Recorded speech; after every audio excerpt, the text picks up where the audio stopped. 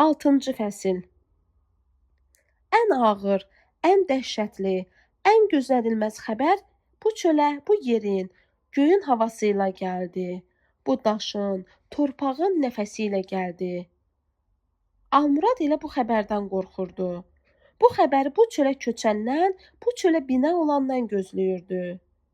Pambıq qurutmaqdan ötürü salınmış asfalt meydançada dünəndən toplanılmış məhsulu qurudurdu ki, axşamüstü maşına yükləyib məntəqəyə yola salsın.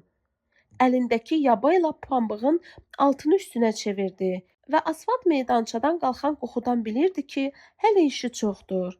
Hələ gərək azı 2-3 dəfə pambığı çevirə. Pambığın nəmi öz yerində, gecələr də payızın nəmini çəkirdi. Şimal Əhməd atdan enəndə və salamsız-kəlamsız ona yaxınlaşanda tək əlləri yox, bütün əzaları boşaldı. Əlindən sürüşüb yerə düşən yabanın səsindən Şimal Əhmədin yanı balalı madyanı da diksindi. Atın dırnaqlarından da tər süzülürdü. Kürük isə elə bil heç anasının arxasınca qaça-qaça gəlməmişdi. Almurad Şimal Əhmədin üzünə yox, yerə baxırdı. Çünki onun üzünə baxmaq mümkün deyildi. Mən özüm gəldim ki, Əhməd dedi, bu xəbəri sənə qəfil verməsinlər. Nə olub ki? Yunis adam vurub. Nə danışırsan? Heyrətdən Almuradın gözləri böyüdü və bir də soruşdu. Nə danışırsan? Əhməd isə gözlərini zillədi çəkməsinin burnuna. Kimi vurub? Elturanı. Qızbəsin oğlunu? Hə, Qızbəsin oğlunu. Əllərini dizinə çırpdı. O heç zaman əllərini dizinə çırpmamışdı. Nə ilə vurub? Çaxır butulkası ilə. Harda? Stansiyada. Görən çox olub? Bazarın ortasında tutaşıblar. Yunis qaçıb? Yox, gedib girib Palnamoçinin kabinetinə. O da zəng eləyib. Gəlib maşınla aparıblar. Yunisin özünə bir şey olmayıb ki? Bilmirəm. Amma deyəsən bir şey olsaydı deyərdilər. Elturan hardadır? Aparıblar balnitsaya. Amma huşu özündə deyil. Bilmirsən niyə vurub? Deyirlər o qancığın qızına görə vurub. Daha heç nə soruşmadı. O istəyirdi ki, elə belə də desinlər. Desinlər o qancığın qızına görə vurub. Sən də hər yerdə elə de. Denən ki, o qancığın qızına görə vurub. Qoy ortalığa başqa söhbət çıxmasın.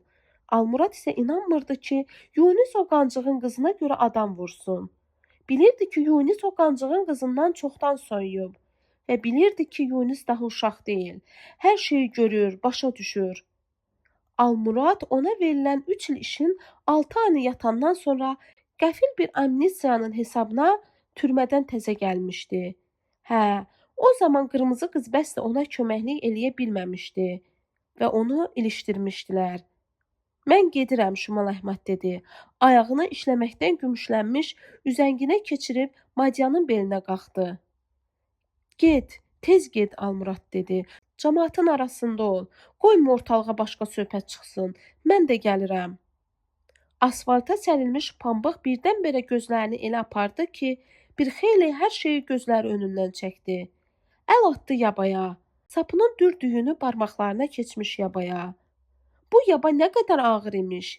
Deyirdilər ki, yaban ağırdı, sapını dəyiş. İnanmırdı. Pambığı isə mütləq göndərmək lazım idi. Bircə gün yığılıb qalanda öhdəsindən gəlmək olmurdu. Xırman balaca idi. Ən ağır, ən dəhşətli, ən gözlənilməz xəbər bu çölə, bu yerin, göyün havası ilə gəlmişdi. Bu daşın, torpağın nəfəsi ilə gəlmişdi. Baş sağlığı verməyə getmək lazımdır. Nə baş sağlığı? Cəmaatın uşağını vur öldür, sonra da get baş sağlığına. Bəs neyniyək? Sən bu gecə kənddən çıxmalısan. Uşaqları da götürüb getməlisən. Bəlkə də həmişəlik getməlisən. Bəs bu cəmaat? Cəmaat ayrı, sən ayrı. Cəmaatda nə eləyəcəklər? Tanımırsan bu cəmaatı? Hamısı başlayıb patron doldurmağa. Bəs sən nə fikirdəsən? Mən də bu cəmaatın biri. Almurad bu cavabdan sonra əlini Şimal Əhmədin çiyninə qoydu. Qəribə adamsan dedi. Qəribə adamsan. İzdihamın bir ucu qəbirstanlığa yaxınlaşanda, bir ucu hələ kəndin içində idi. Adətən dəfn günü qəbirstanlığa buraxılmayan qadınlar da bu ənənəni pozmuşdular. Kəndin ən uca yeri sayılan sarı təpəyə qara bayraq taxaraq Namazəliyevin çoxdan qadağan elədiyi ənənəni bərpa eləmişdilər ki, Arazın o tayında da bu yasdan xəbər tutsunlar, toy eləməsinlər. Payızdı. 2 gündən bir görürdün o taydan toy səsi gəlirdi. Bu görünməmiş izdihamın içində sonradan bu yerə köçürülən elatdan bircə nəfər var idi. Cəmaatın etirazına baxmayaraq Almurad da bu yasa gəlmişdi. Ona görə gəlmişdi ki, onu öldürsünlər, vurub öldürsünlər ki, bu od soysun. Hələ ki onu danışdırıb dindirən də yox idi. Başını aşağı salıb izdihamın içində gedirdi. Amma arabir üzünə ox kimi sancılan baxışları hiss eləyirdi. Hörmət əlaməti olaraq tabutu müəllimlər aparırdı.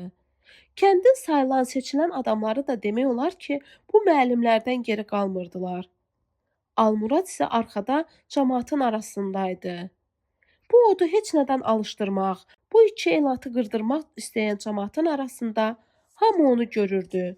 Hamı onu bir-birinə nişan verirdi və artıq hamı onun burada olduğunu bilirdi. Hamı.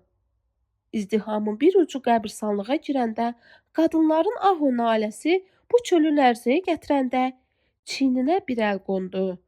Döndü ki, qız bəs sözüdür. Qayıt Almurad dedi. Qayıt, səni öldürərlər. Almurad. Mən elə bura ölməyə gəlmişəm dedi. Eybi yox, qoy öldürsünlər.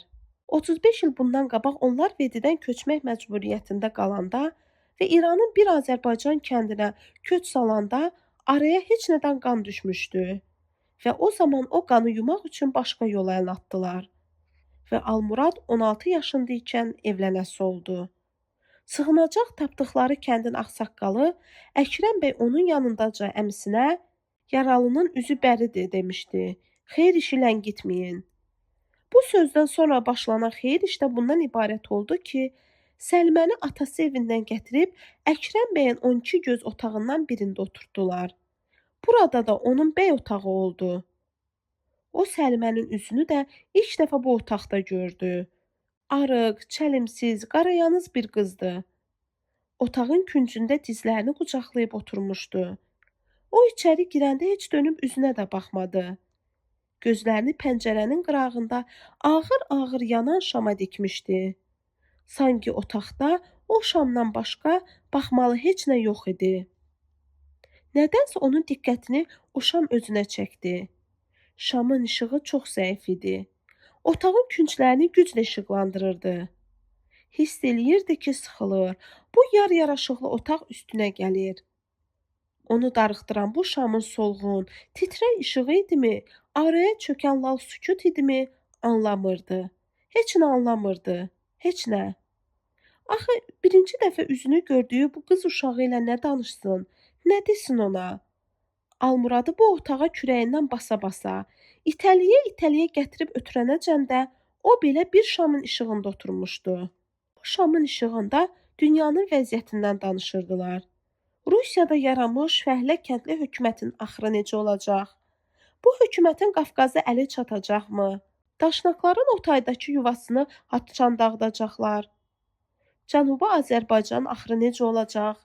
Səttar xanın, Bağır xanın arzularını Şeyx Məhəmməd Xiyabani həyata keçirə biləcəkmi? Cənubi Azərbaycanın heç kimə tabe olmayan, bir qarış torpaqdan ötürü bir-birlərinin qanını içməyə hazır olan, bir-biri ilə ölüm-dirim savaşına çıxan bəylərini, xanlarını, əmirlərini bir yerdə birləşdirmək, heç bir yad elliyə tabe olmayan Azərbaycan dövləti yaratmaq Xiyabaniyə qismət olacaqmı? Bu və buna bənzər suallardan sonra söhbət ona görə də uzanırdı ki, əmisi ilə Əkrəm bəyin fikirləri toqquşurdu. Londonda 5 il oxumuş Əkrəm bəy ümumiyyətlə inqilabın əleyhinə idi. O Xiyabaninin Təbrizdə hakimiyyəti ələ ala biləcəyinə inanmırdı. O Şah Üsul idarəsinin əleyhinə olsa da, şahı açıq-aşkar söysə də, bu əqidədə idi ki, ölkəni fəhlə kəndli əlinə vermək olmaz. Fəhlə kəndli bu ölkənin qədrini bilməz. Fəhlə kəndli bu hökuməti dağıdar, ancaq idarə eləyə bilməz. Nəhayət əmisinin çıxardığı qərar ona da qəribə gəldi. Biz Xiyabaniyə kömək etməliyik, əmisi dedi. Əkrəm bəy təəccüblə, heç bilirsiniz Xiyabani nədən ötürü vuruşur, soruşdu. Bunu siz məndən yaxşı bilirsiniz, əmisi dedi. Hamısı siyasi fırıldaq alətidir. Azad dövlətdə, azad dildə, azadlıqda. Bunların hamısı baş biyləmək üçün vəddir, quruca vəd. Hər yeni quruluş bərqərar olması üçün ilk növbədə azadlığı boğur. Bəs Rusiya? Əkrəm bəy incik halda görərik axırını dedi və qalxıb otaqdan çıxdı. Əkrəm bəy yenə də nəsə demək istəyirdi ki, astanada ayaq səsləri eşidildi. Qapını ehmalcı aralayıb başını içəri salan çarşaflı qadın üzünü Almurada tutdu. Amma heç nə demədi və o qalxıb onun yanına düşdü. Bir gözlə otağın bir küncündə dizlərini qucaqlayaraq qısılıb oturmuş Səlimə də bir gözü damcı-damcı əriyən şamda idi. Qapı 2 dəfə astadan döyüldü və bu quru qapının taqqıltısı onu fikirlərindən ayırdı. Divanın küncündə qısılıb oturmuş Həliməni isə diksindirdi. Həlimə qalxdı, amma qapıya sarı getmədi. Ayaqlarının ucunda pəncərəyə yaxınlaşdı. Almurad onun şama sarı əyildiyini, şamı astadan üfürdüyünü gördü. Qapının arxasında dayanmış adamın hənirtisi də bu şam sönəndən, otağa zingir qaranlıq çökəndən sonra çəkildi. Addım səsləri də yavaş-yavaş uzaqlaşdı, eşidilməz oldu. Sonra qatı qaranlıq çökmüş bu otağın hansı küncündəsə paltar xışıldadı və bu paltarın səsi ona bu otağa nəyə görə girmiş olduğunu bir daha xatırlatdı və 2 elin arasında düşən qan o gecə yuyuldu. Elə ona o gecə məlum oldu ki, yaralı Səlimənin qardaşıdır. Səhər əmisi arvadı Minə xanım Səlimənin barmağına qiymətli bir üzük də keçirtdi. O da Səliməni ilk dəfə o axşam qoyun quzunu doydurub gətirəndən sonra dindirdi. Su istədi. Mən sənin qulunam bugündən, Səlimə dedi. Onun ayaqlarını da yumaq üçün isti su, aftafa, ləyən gətirdi və elə o gündən başlanan qulluq da Səliməni ona isindirdi və Novruz bayramına bir neçə gün qalmış Səlimə ona o günəcən ağlına da gəlməyən bir söz pıçıldadı. Nədənsə qorxa-qorxa pıçıldadı. Bizim uşağımız olacaq, dedi. Bu xəbəri gözləmirdi. Bütün günü qul kimi qulluğunda dayanan Həliməyə onsuz da yazığı gəlirdi və özünü onun üzünə gülümsəməyə məcbur elədi. Niyə yatmırsan? Üşüyürəm, Səlimə dedi. Mən heç səninlə bir yerdə üşüməzdim. Sakitcə Səlimənin üzünə dağılmış tellərini sığalladı və elə bil onun gözlərinin yaşı da bu sığalla çıxdı. Mən öləcəyəm onsuz da. Bu nə sözdür? Görərsən. Birdən-birə bu sözdən diksindi və 3-4 ayın içində Səlimənin ondan ötürü dünyanın ən əziz adamına çevrildiyinə də bu sözdən sonra inandı. O tay qürbət deyil, özün görəcəksən, dedi. Bəs onda siz niyə gedirsiniz? Səlimə soruşdu. Artıq köçməyə hazırlaşırdılar. Hələ yay girməmiş Qaraquzeyin çöllərində otu, gül çiçəyi yarıb yerimək olmurdu. Bir yanı şiş dağlara, qayalara söykənən bu torpağın gözəlliyi üzə çıxmışdı. Bütün günü günəş göy üzündən çəkilməsə də, axşamlar haradansa bir parça bulud gəlirdi. Öz yükünü bu yamyaşıl çöllərə boşaldırdı və sanki bu yamyaşıl kəndin gecələrini yuyurdu ki, səhər gün üzünə təmiz çıxsın. Bəlkə də Qaraquzeyliləri aranla yaylağın arasında köçərliyə məcbur eləməyən bu torpağın qeyri-adi havası idi. Amma onları köç düşündürürdü. Onlar bugün sabah başlaması köçün həvəsi ilə yaşayırdılar. Qulaqlarını o taya, o taydan gələn səslərə şəkləmişdilər. Əmsi son sözünü cəmaata dübarə eşitdirmişdi. Hamımız bir yerdə gedəcəyik demişdi, bir yerdə. Sığındıqları bu elatın içindən də bir yerdə çıxdılar. Amma son anda Səlimə, mən getmirəm dedi, getmirəm və o bir daha Səliməni görmədi. Sonradan əmisi arvadından eşitdiyi xəbərə isə inanmadı. Ona elə gəldi ki, bu xəbəri ona bir başqa məqsədlə veriblər. Almurad bu izdihamın arasında da bu qanı yumaq üçün yol axtarırdı. Nəsə bir yol və bir onu arzulayırdı ki, vurub onu öldürsünlər. Öldürsünlər ki, bu od soyusun. Camaatın üzünə baxmağa elə o özü də utanırdı. Gözlərini yerə zilləmişdi. 37-ci ilin yazında əmisinin qəfil ölümündən sonra Yunis dünyaya gəlmişdi. Əmisinin mərkəzdən qayıtması ilə ürəyini tutaraq keçinməsinin arası heç bir saat da çəkməmişdi. Nə yaxşı ki, evə tez qayıtmışdı. 3-4 kəlməlik vəsiyyətini də əmisi ona eləmişdi. Oğlumu sənə tapşırıram demişdi. Qəribə idi. Sanki əmisi bilirmiş, tam arxayın imiş ki, oğlu olacaq. Sonra da birdən-birə əmisinin dodaqları göyərmişdi. Gəl Almurad, gəl səni öpüm demişdi. Əbədi ayrılıqdır. Amma onu öpə bilməmişdi. Əmisinin ölümündən cəmi 3 həftə sonra əmisi arvadı həqiqətən də dünyaya bir oğlan uşağı gətirmişdi ki, uşağın adını da elə mərhumun vəsiyyəti ilə qoymuşdular. Çox keçməmişdi ki, əmisinin ocağına çıraq kimi düşən bu uşağı dünyaya gətirən qadın da qəfil bir axşamın bəlasına gəlmişdi. Və Almurad hələ 40-ı təzə çıxmış Yunisi əmizdirmək üçün məcbur olmuşdu ki, körpəni qucağına alıb qapı-qapı, ev-ev gəzdirsin. Qucağı qundaqlı, döşü südlü qadınlar çox idi. Amma o Yunisə hər arvadın südünü də içirtmək istəmirdi. Beləcə Yunis də böyüdü. O özü ikinci dəfə evlənəndə isə artıq Yunisin 3 yaşı var idi. Sonaya da elə əvvəlcədən Yunis mənim öz oğlumdur demişdi. Yetimin üzü bərk olar deyiblər. Üzü-üzlər görsə də Yunis böyümüşdü. Artıq tələbə idi. Qiyabi şöbəyə də ona görə girmişdi ki, daha yükü Almuradın üstünə düşməsin. Qəbul imtahanlarını verməyə gedəndə Almurad ona öz köynəyini, şalvarını geyindirmişdi. Şalvara keçirtməyə qayış tapmamışdılar. Məcbur olmuşdular ki, şalvarın belini qatma ilə büzsünlər. Və bu şalvarla onu Bakıya yola salandan sonra Almurad xəlvətə çəkilib ağlamaq istəmişdi. Başa düşə bilmirdi ki, bu nə gün güzarandır. Adam niyə insan kimi dolana bilmir? Yalnız həyatyanı torpağa ümidi qalmışdı. Gecə-gündüz onu çəkən torpağı isə nə əli çatırdı, nə ünü yetirdi. O torpaqdan tez-tez xəbər gətirirdilər. O isə gedənlərdən, gələnlərdən Gümüşü soruşurdu. Gümüşlə son görüşü, Gümüşün Hovasapın həyətində yatdığı yerdə gəlib onu tapması, onu tez-tez kövrəldirdi. Hər halda sən buradan tezliklə köçsən yaxşıdır, Almurad. Özünü yox, uşaqları fikirləş. Bu sözləri Şimal Əhməd Almurada dəfindən qayıdan kimi dedi. Sən özünü yox, uşaqları fikirləş. O əlbəttə uşaqları fikirləşirdi və uşaqları fikirləşə-fikirləşə də bir qərara gələ bilmirdi. Öz uşaqlarını müvəqqəti aparıb kiçik Vediyə xalaları gilə də qoya bilərdi.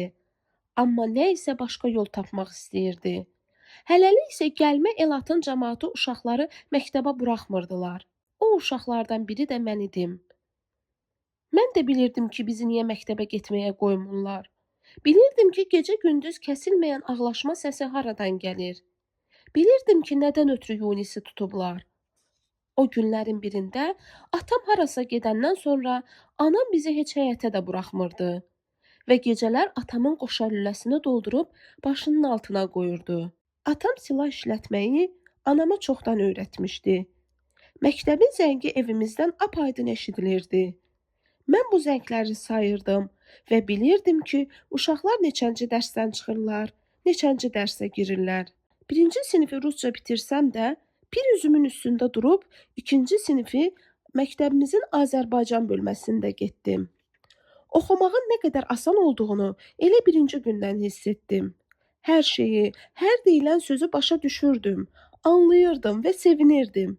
Frida Fetqullovna ilə hər gün qarşılaşırdım. Hər gün o məni süzgün nəzərlərlə süzürdü, üzümə gülümsüyürdü və onun beləcə gülümsəməsi bəs eləyirdi ki, bir kənara çəkilim, yaxşı şeylər barəsində düşünüm. Bəzən qəsdən gedib o gələn yolun üstündə dururdum ki, məni görsün. Mən isə elə bil onun gözünə gündə yalnız bir dəfə görünə bilirdim. Ara bir məni dindirirdi. Özü də rusca yox, nasılsın deyirdi. Cəlil bəy, İlonanı da bizim sinifə qoymadılar. Ağlasa da, sıtqasa da. Sinif rəhbərimiz Zümrüd xanıma nə qədər yalvarsa da qoymadılar. Hər halda məktəbə eyni yolla gedirdik.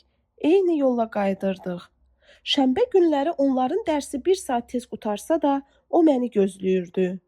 Bir gözünü qapının açar yerindən ayırmadan gözləyirdi. Atam getdiyi yerdən 3 gün sonra qayıtdı. Qanı qara idi. Heç bizim üzümüzə də baxmaq istəmirdi. Yorğanı başına çəkəndən sonra onun anama dediyi bir kəlmə sözü eşitdim. Elliklə qayıtmaq mümkün deyil. Başqa cür qayıtmaq da bizə əl verməz dedi. Sabahdan Cəlili məktəbə göndər. Atamın o günlər haraya getdiyini və nədən ötürü getdiyini mən çox sonra bildim. Doğma ocağa hava qaralandan sonra çatdı və pəncərədən çölə düşən işığı görəndə gözləri qaranlıq gətirdi. Sən demə deyilənlər düz imiş. Hovasap onun evinə köçübmüş. Özünə gələndən sonra bir xeyli evin ətrafına dolandı ki, bəlkə gümüş qabağına çıxa, bəlkə gümüşlə dərdləşə. Gecələmək üçün Dəvəli stansiyasına qayıtdı. Gümüşü də orada gördü. Elə bildi ki, it ona sarı yüyürəcək. Amma gördü yox. Heç onu eyninə də almır. Hələ gümüş, gümüş deyə bir neçə ağız da çağırdı. Sanki adını da unutmuşdu gümüş. Sən demə gümüş bu dünyada hər şeyi unudubmuş. Hər şeyi. Ağzının, burnunun seri seliyi də bir-birinə qarışmışdı. Başa düşdü ki, gümüşə yaxınlaşmaq da qorxuludur. Ağlamağa da bir yeri yox idi. Nə rayon, nə kənd sovetində məqsədini bildirmişdi. Hansı kabinetin qapısını açmışdısa, tanış yüz görməmişdi. İndi isə onu bircə şey düşündürürdü. Necə olur olsun, nəyin bahasına olursa olsun Yunisi xilas etmək. Qorxduğu şey bu idi ki, Yunisə ən ağır cəza versinlər.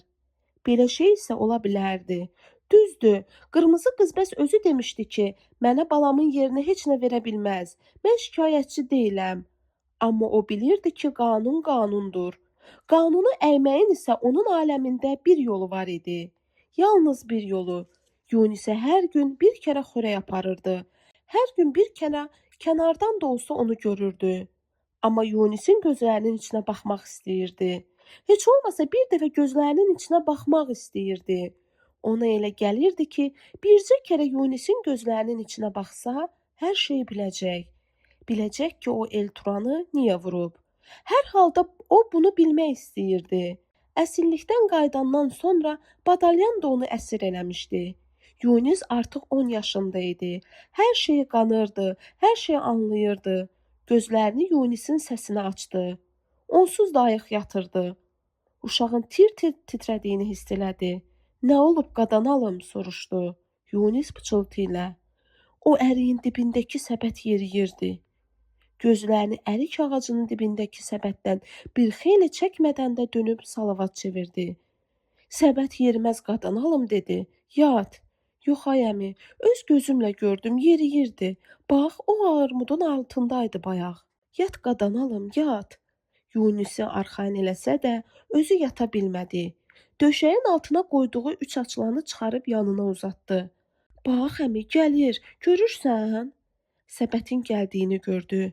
Başından tükləri qalxdı. Ara yaxındı. Çox olsa 10-15 addım.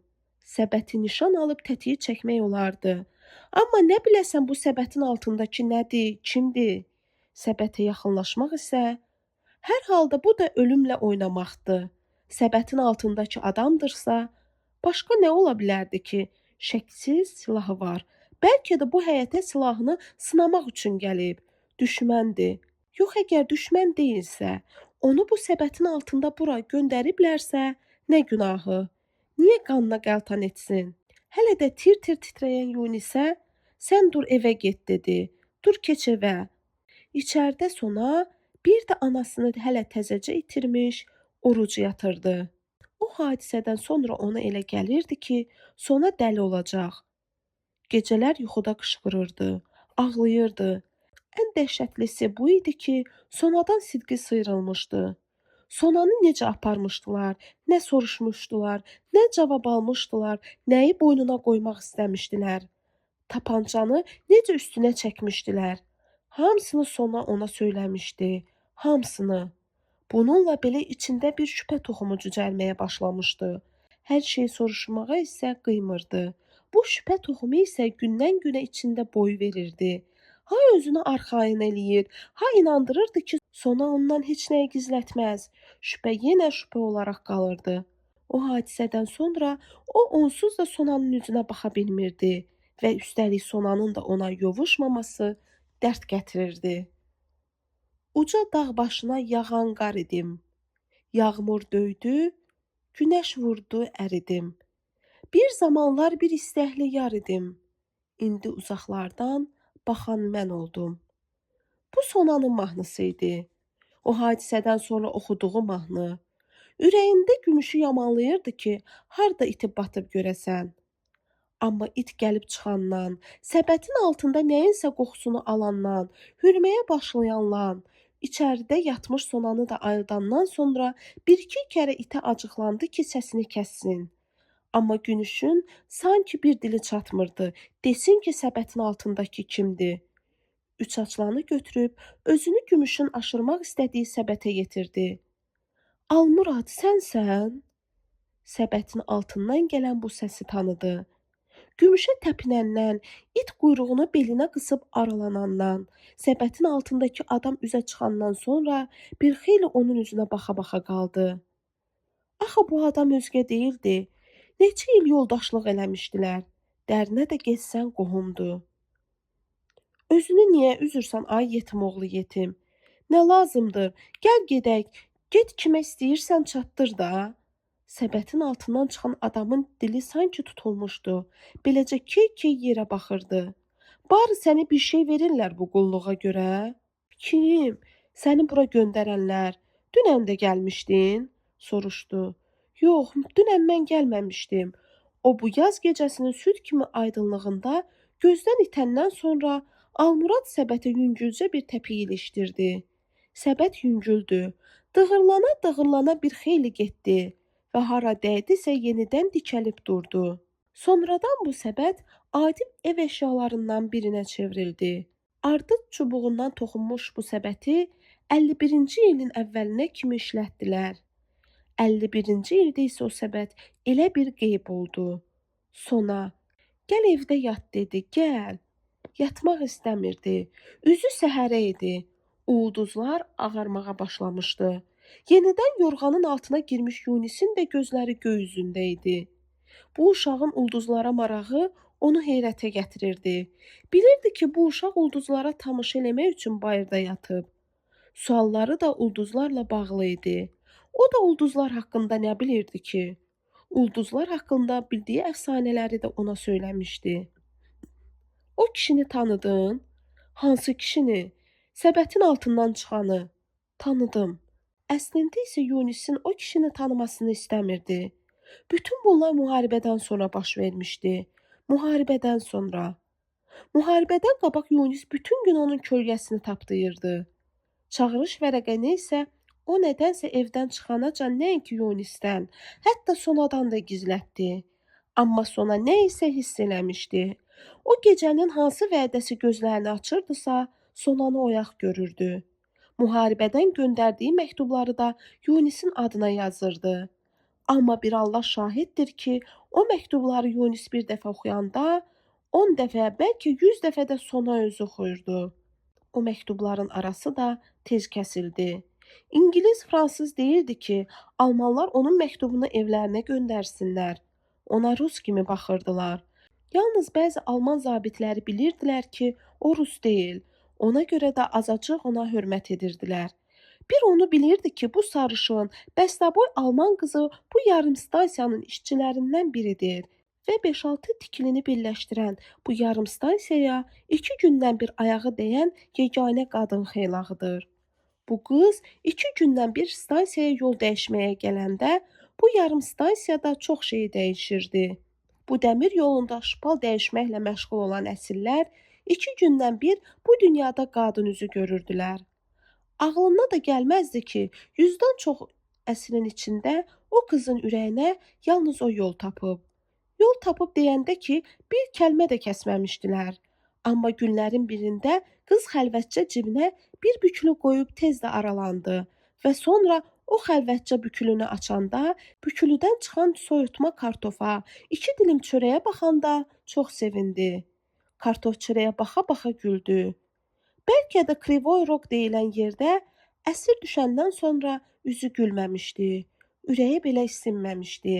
Bu alman qızına minnətdarlığını başının yüngülcə hərəkəti ilə bildirdi. Alman qızı da bu baxışları razılıqla qəbul elədi və ilk dəfə o qızın gülümsədiyini gördü. Vəssalam. Özü də bilirdi ki, bu münasibət buradan o yana dərinləşə bilməz. Əsrin yerli əhalini dindirməyə, danışdırmağa ixtiyarı yox idi və orasını da bilirdi ki, yerli əhali də kimliyindən asılı olmayaraq bu hüquqdan məhrumdur. Bu münasibətin açılması əsirdən ötrü ən ağır cəza ilə nəticələnə bilər. Şəksiz, yerli əhalinin nümayəndəsi də cəzasız qalmaz. Bu alman qızını belə bir risk eləməyə vadar edən nə idi görəsən? Bu ondan ötrü sir olaraq da qaldı və üstəlik də o günlərin birində bu alman qızı daha bir risk elədi. Yanından keçəndə qoltuğundakı bükülünü ehmalca yerə saldı və onun bükülüyə sarı gəldiyini görəndən sonra iri addımlarla aralandı. Elə bil harasa tələsirdi. Sən demə bu stansiyada bir də qadın görməyəcəkdi. Sən demə buna görüş demək olarsa, onların son görüşü imiş. Qoynunda gizlətdiyi bükülünü baraka qayıdandan sonra açdı. Bir cüt soyutma kartofdu, bir dilim çörək və bir də bir xəritə. Keçmiş Sovet zabiti Yefremov xəritəyi göz gəzdirə-gəzdirə astadan "Biz qurtulduq, bizə daha ölüm yoxdur" dedi. Və orasını da əlavə etdi ki, bu yarım stansiyadan Polşa sərhəddinə qədər 70 kilometr yoldur. Güya o cavan leytenant onları Krivoy Roga aparırdı ki, ölənlərin silahını götürüb Krivoy Rogu müdafiə eləsinlər. Qabaqlarına bir maşın da çıxdı. Adına palturka deyilən yük maşını. Sürücünü sükan arxasında qan aparmışdı. Bu palturkanı yerindən tərpətmək üçün əlləşəndə də ələ keçdilər. Bütün bunlar sanki dünən olmuşdu. Halbuki üstündən bir il keçirdi. Onlar Krivoy Rogda bir yük qatarının vur-tut bircə pəncərəsindən işıq düşən vaqonuna dolduruldular. Yaralılar, xəstələr çox olmasaydı və bu yaralılar, xəstələr ölməsəydilər, aclıq, susuzluq hamının axırına çıxacaqdı. Ölənlərin də çörəyini yedilər, suyunu içdilər. Vaqonun qapısını yolda bircə dəfə açdılar. O da gecə vaxtı. Sən demə məqsədləri ölüləri yerə tullamaq imiş. Heç bu işi də özləri görmədilər. Əsirləri məcbur elədilər ki, ölüləri yerə tullasınlar. Zil qaranlıq bir gecə idi. O özü də hansı ölününsə ayağından yapışdı, hansınınsa qolundan tutdu. Vaqonun qapısı ağzında ölüləri əməlli başlı yelləyirdilər. Raz, dva, vizyali deyib tullayırdılar dəmir yolunun kövfərinə. Ölülərin ikinci dəstəsini vaqondan bu yarım stansiyada düşürtdülər. Bu ölülərin bəxti onda kəsdi ki, onları elə bu dəmir yolunun qırağındaca bastırdılar. Bir qarın çörəyə möhtac olan Almurada da çox şey unutturmuşdu. Əvvəllər az qalırdı özünü öldürsün, amma beləcə özünü öldürmək haqqında fikirləşə-fikirləşə özünü öldürə bilmədi və əsirlik həyatına dalışdı. Yefremov onları inandırmışdı ki, Polşa sərhəddinə qədər olan 70 kilometr yolu uzağı 3 günə qət edəcəyik və 4-cü gün azadlığa çıxacağıq. Pəncərənin dəmir barmaqlığını bıçaq tiyəsi kimi nazik bir mişarla kəsəndə də düşərgənin üçqat tikanlı məftillərini Yefremovun hansı yolla ələ keçirdiyi qayçı ilə doğrayanda da azı yarım kilometrlik daşlı kəsəkli yolu sürüşə-sürüşə qət eləyib keçilməz bir meşəyə girəndə də bu meşədə bataqlığa düşəndə də elə bir əziyyət çəkmədilər. Hava işıqlaşandan sonra isə gördülər yox, gizlənmək lazımdır. Cəmi 10 kilometr yol gəlmişik. İzimizə düşsələr, gəlib bizi tapacaqlar. Yefremov xəritəyə baxandan sonra bu sözləri astadan onun qulağına pıçıldadı. Meşənin sakitliyini hardansa keçən qatarların tanış səsindən savayı bir də ağac dələnlərin səsi pozurdu. Bir də gözünü açdı ki, gün əyilib. Acından isə ürəyi bulanır, dili susuzluqdan təpiyib. Azuqəsi başının altında idi.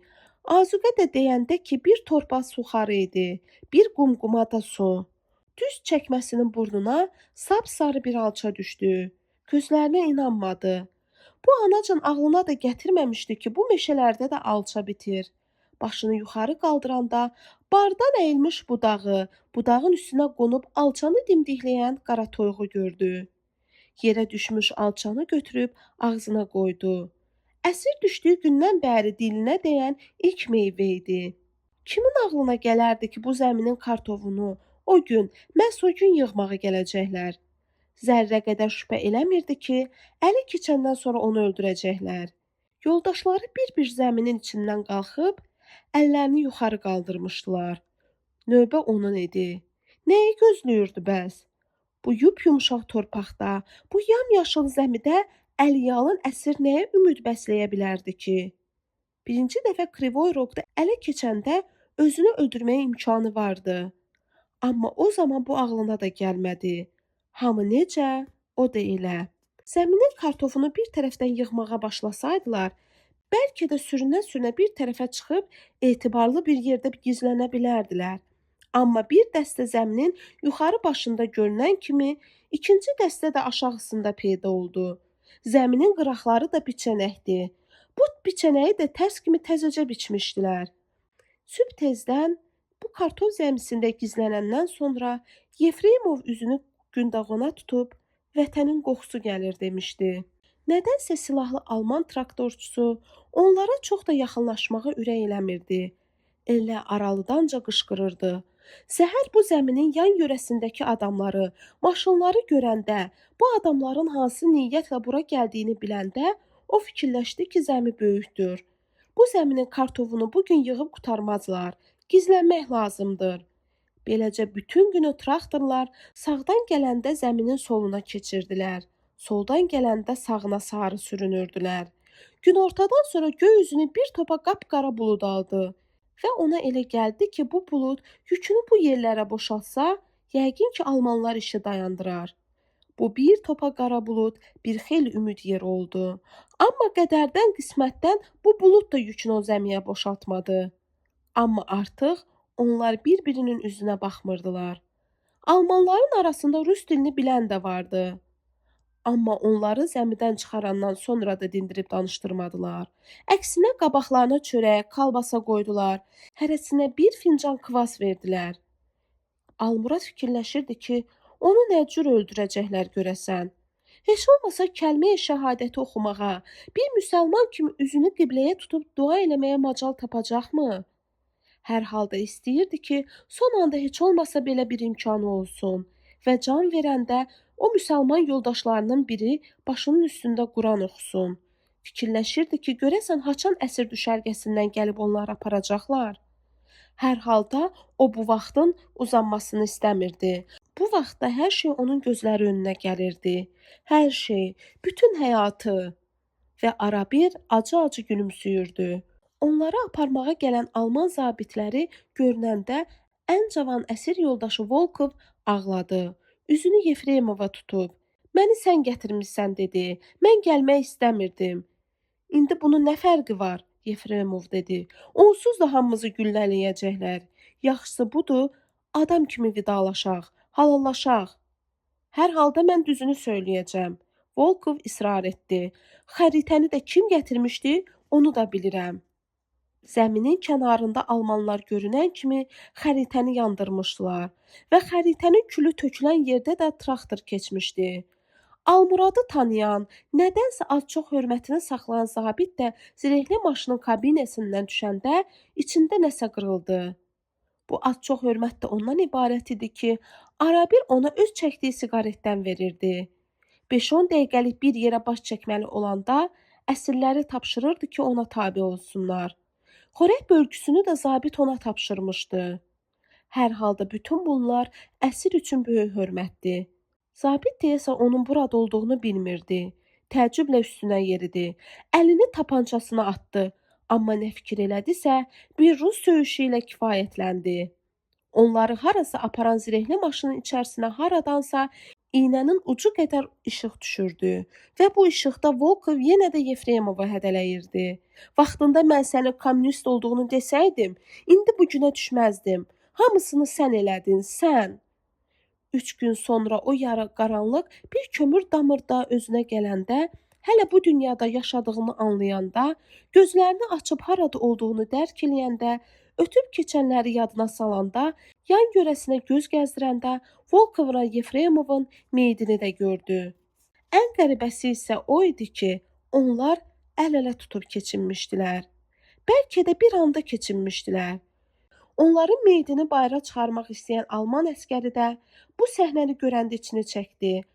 Bu iki ölünün barmaqlarını qol gücünə də bir-birindən ayıra bilmədi. Almuradın sağ olduğunu görəndə isə qorxdu. Deyəsən gözlərinə inanmırdı. Onun qollarından, qıçlarından tutub çəkdi. Sanki inanmırdı ki, qolları, qıçları yerində ola bilər. Almuradı gün işığına çıxartdılar və bu gün işığında 3 gün qabaq olanları yadına salmağa başladılar. Doğrudanmı onu öldürməyəcəkdilər? Doğrudanmı qoyacaqdılar ki, bu gün işığı onu cana gətirsin? Onu tanıyan, o günlərəcən ona az-çox hörmət eləyən alman zabitini görəndə istədi özünü yığışdırsın, ayağa qalxsın, amma bacarmadı. Zabit barmağını silkələdi və iti addımlarla aralandı. Görünür, bu da qədər qismətdən imiş ki, o alman zabitini bir daha görmədi.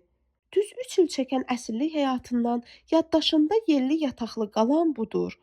Bu 3 ildə yalnız bir dəfə vətənə yaxınlaşa bildi. Azadlığın 7 kilometrliyinəcən gəlib çıxdı. Düşərgədə ingilis, fransız əsirləri də az deyildi. Amma ingilis, fransız əsirlərinin evlərinə məktubları gedib gəlirdi. Onlara sovqat göndərirdilər. Bu düşərgədə onun həsəd apardığı sovet adamları da vardı. Bunlar pinəkçilərdi, dərzilərdi, dəlləklərdi. Haçansa prokurorluq eləmiş, raykom katibi işləmiş adamların bir ovuc kartof qabığından ötürü bu pinəçilərə, dərzilərə, dəlləklərə əl açdığını çox görmüşdü və bunu da qət eləmişdi ki, vətənə dönə bilsə, əmsinin nişanəsi Yunisi sənət dalınca göndərsin. Yunisi sənət sahibi eləsin. Elə bir sənət ki, dünyanın hər yerində işləsin. Hə, o hələ əsirlikdə ikən Yunisin gələcək taleyini də düşünürdü. Düzdür, sağ-salamat qayıtmağa ümidi azdı. Amma arabir bu dönüşü təsəvvür eləyirdi. Yunisi hələ Vedidə ikən pinəçi yanına qoymuşdu ki, çəkməçilik öyrənsin. Sonra nədənsə onu bu sənətin arxasınca yollamağa qıymamışdı. Axırı da belə oldu.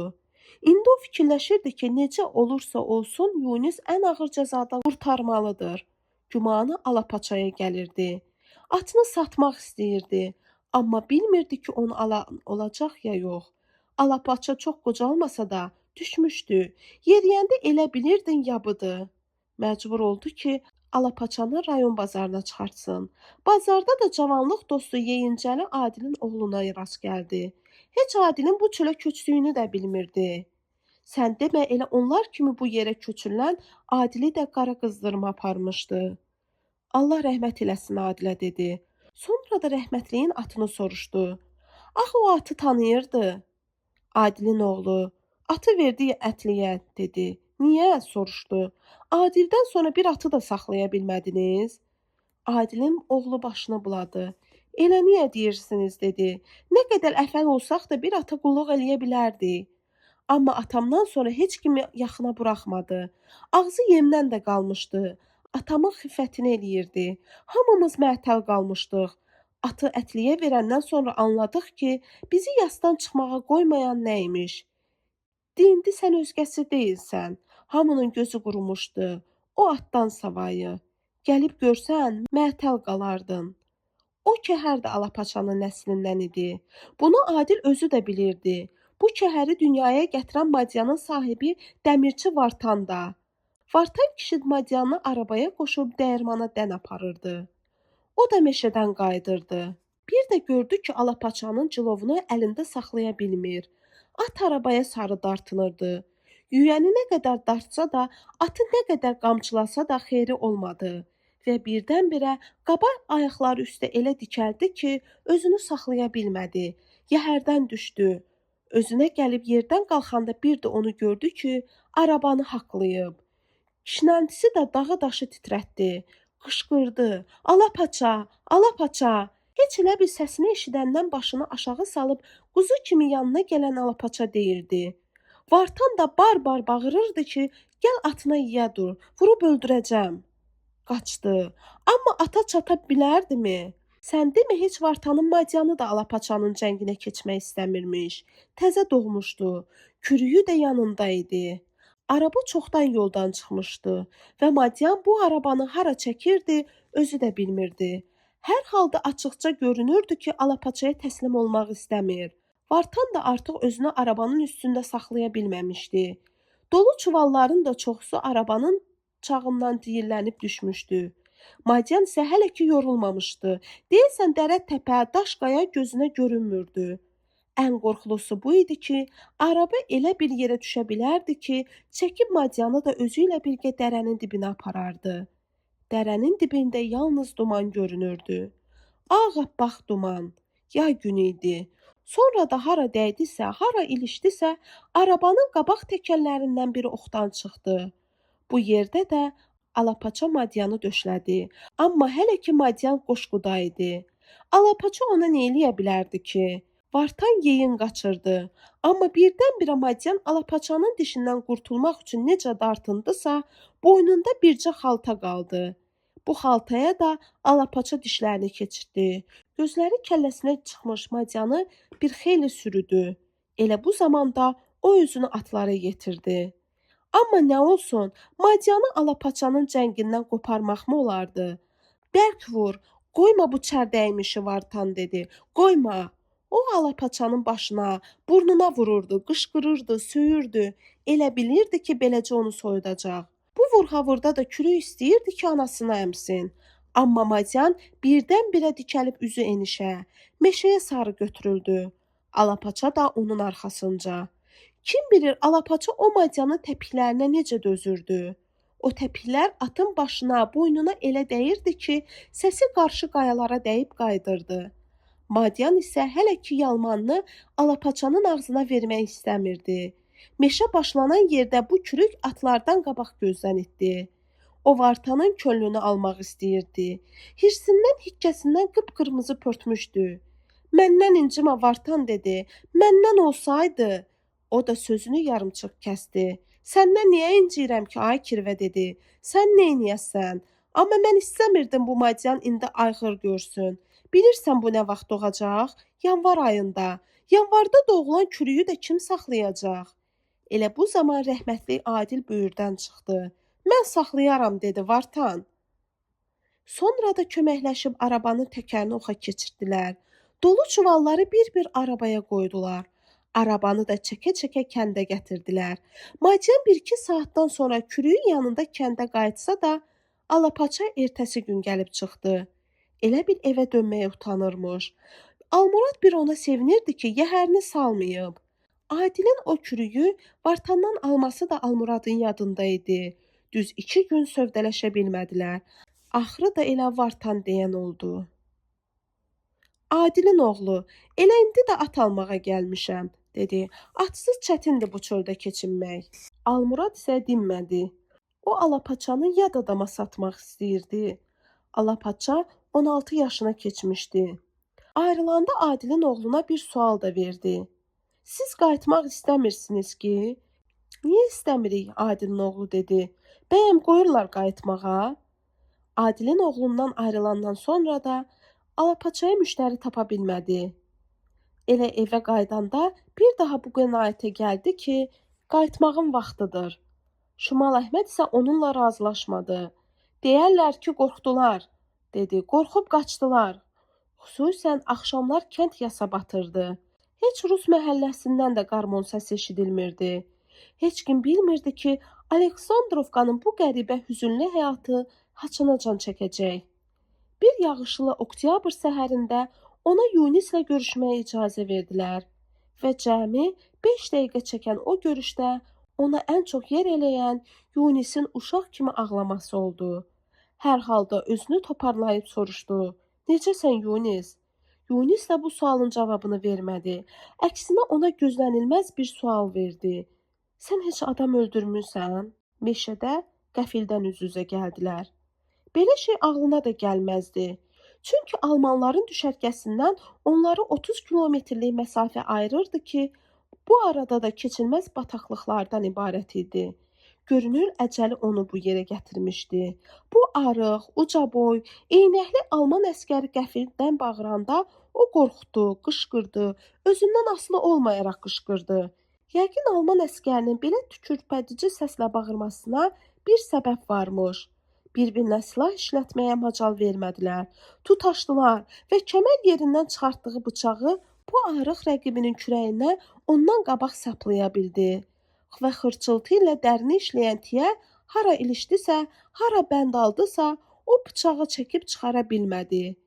Və bu zərbədən əli qolu boşalan alman əskəri dibindən kəsilmiş ağac kimi arxası qatda yerə gələndə rəqibinin kürəyinə sapladığı bıçağın daha da dərinə işlədiyini hiss elədi. Və hər şeydən qabaq könlündən keçdi ki, qaçsın. Çünki alman əskəri hələ diri idi və nədənsə onun nəfəsini tamam kəsməyə ürək eləmirdi. Təkcə əli ayağı yox, bütün bədəni tir-tir titrəyirdi. Sanki unutmuşdu ki, çiynində avtomat, kəmərində qumbara var. Sanki bu can üstü olan yaralı onun qaçmaq niyyətini hiss eləyəndə gülümsündü və göy üzündən mavi gözləri qəribə bir şövqlə parıldadı. Və o qəribə parıltının bir daha çəkilmədiyini, donduğunu hiss eləyəndə bildi ki, yaralı artıq bu dünyada deyil. Onun açıq gözləri artıq bu dünyanı, bu qovaq ağacını, bu qovaq ağacına söykənmiş rəqibini, rəqibinin başı üstündəki göy üzünü görmür. Onun müharibədə göstərdiyi rəşadət də bundan ibarət oldu. Vəssalam. Tamaşalansa da heç nəyə əlini vurmadı. Silahı bir yana dursun. Ağac budağı kimi yerə sərilmiş qolunda saat vardı. Çəkmələri də təptəzə idi. Elə bir siftəsini əcəli onu bu yerə gətirəndə geyinmişdi. Onun yalnız eynəyini götürdü. O da tutaşanda yerə düşmüşdü. Bir gözü çatlamışdı. Yəqin ki, o heç eynəyi də götürməzdi. Nəyinə lazımdı? Amma eynəyi elə belə maraq üçün gözünə tutanda hiss elədi ki, dünya dəyişdi. Bu qərib meşənin təkcə ağacları yox, otları, çiçəkləri də gəlib dirəndi burnuna. Sən demə o otlar, çiçəklər, haçansa yaddaşında qalmış otlar, çiçəklər imiş. Ona naxaq yerə tanış gəlmirmiş. Sən demə o gərək çoxdan eynək taxaymış.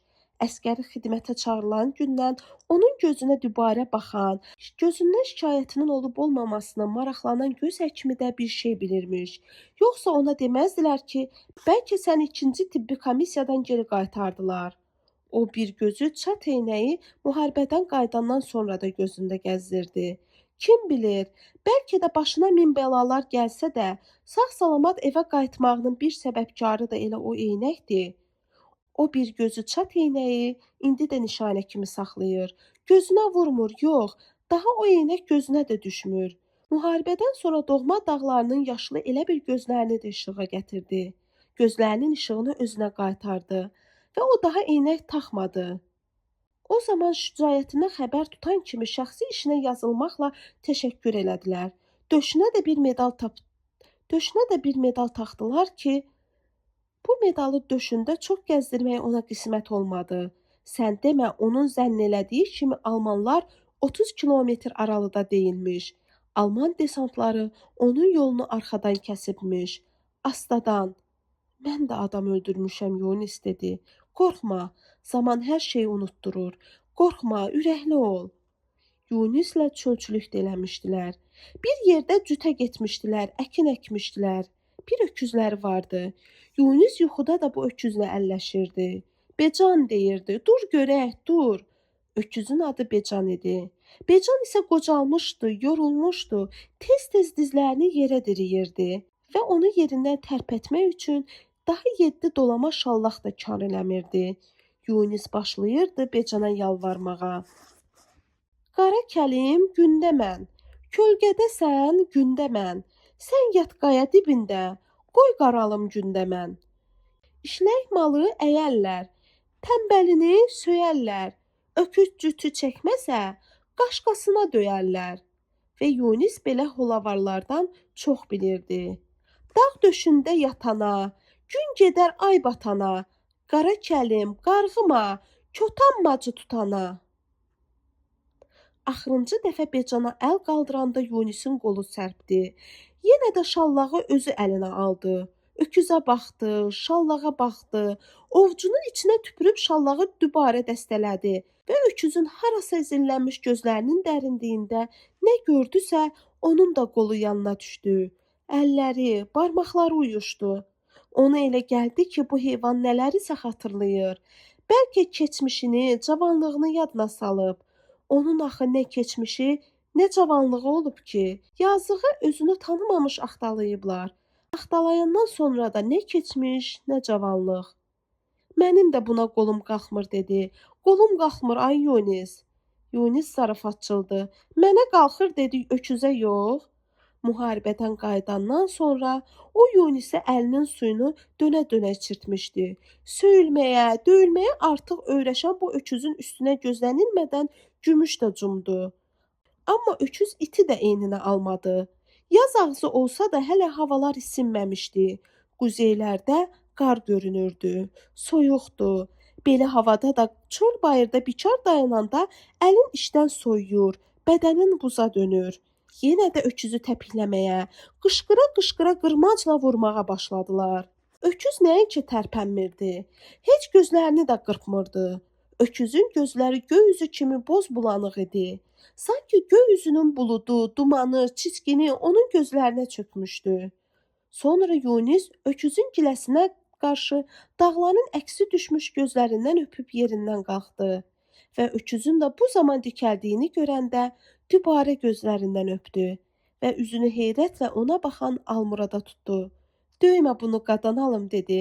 Bununki xoş sözdür. Özün gördün ki.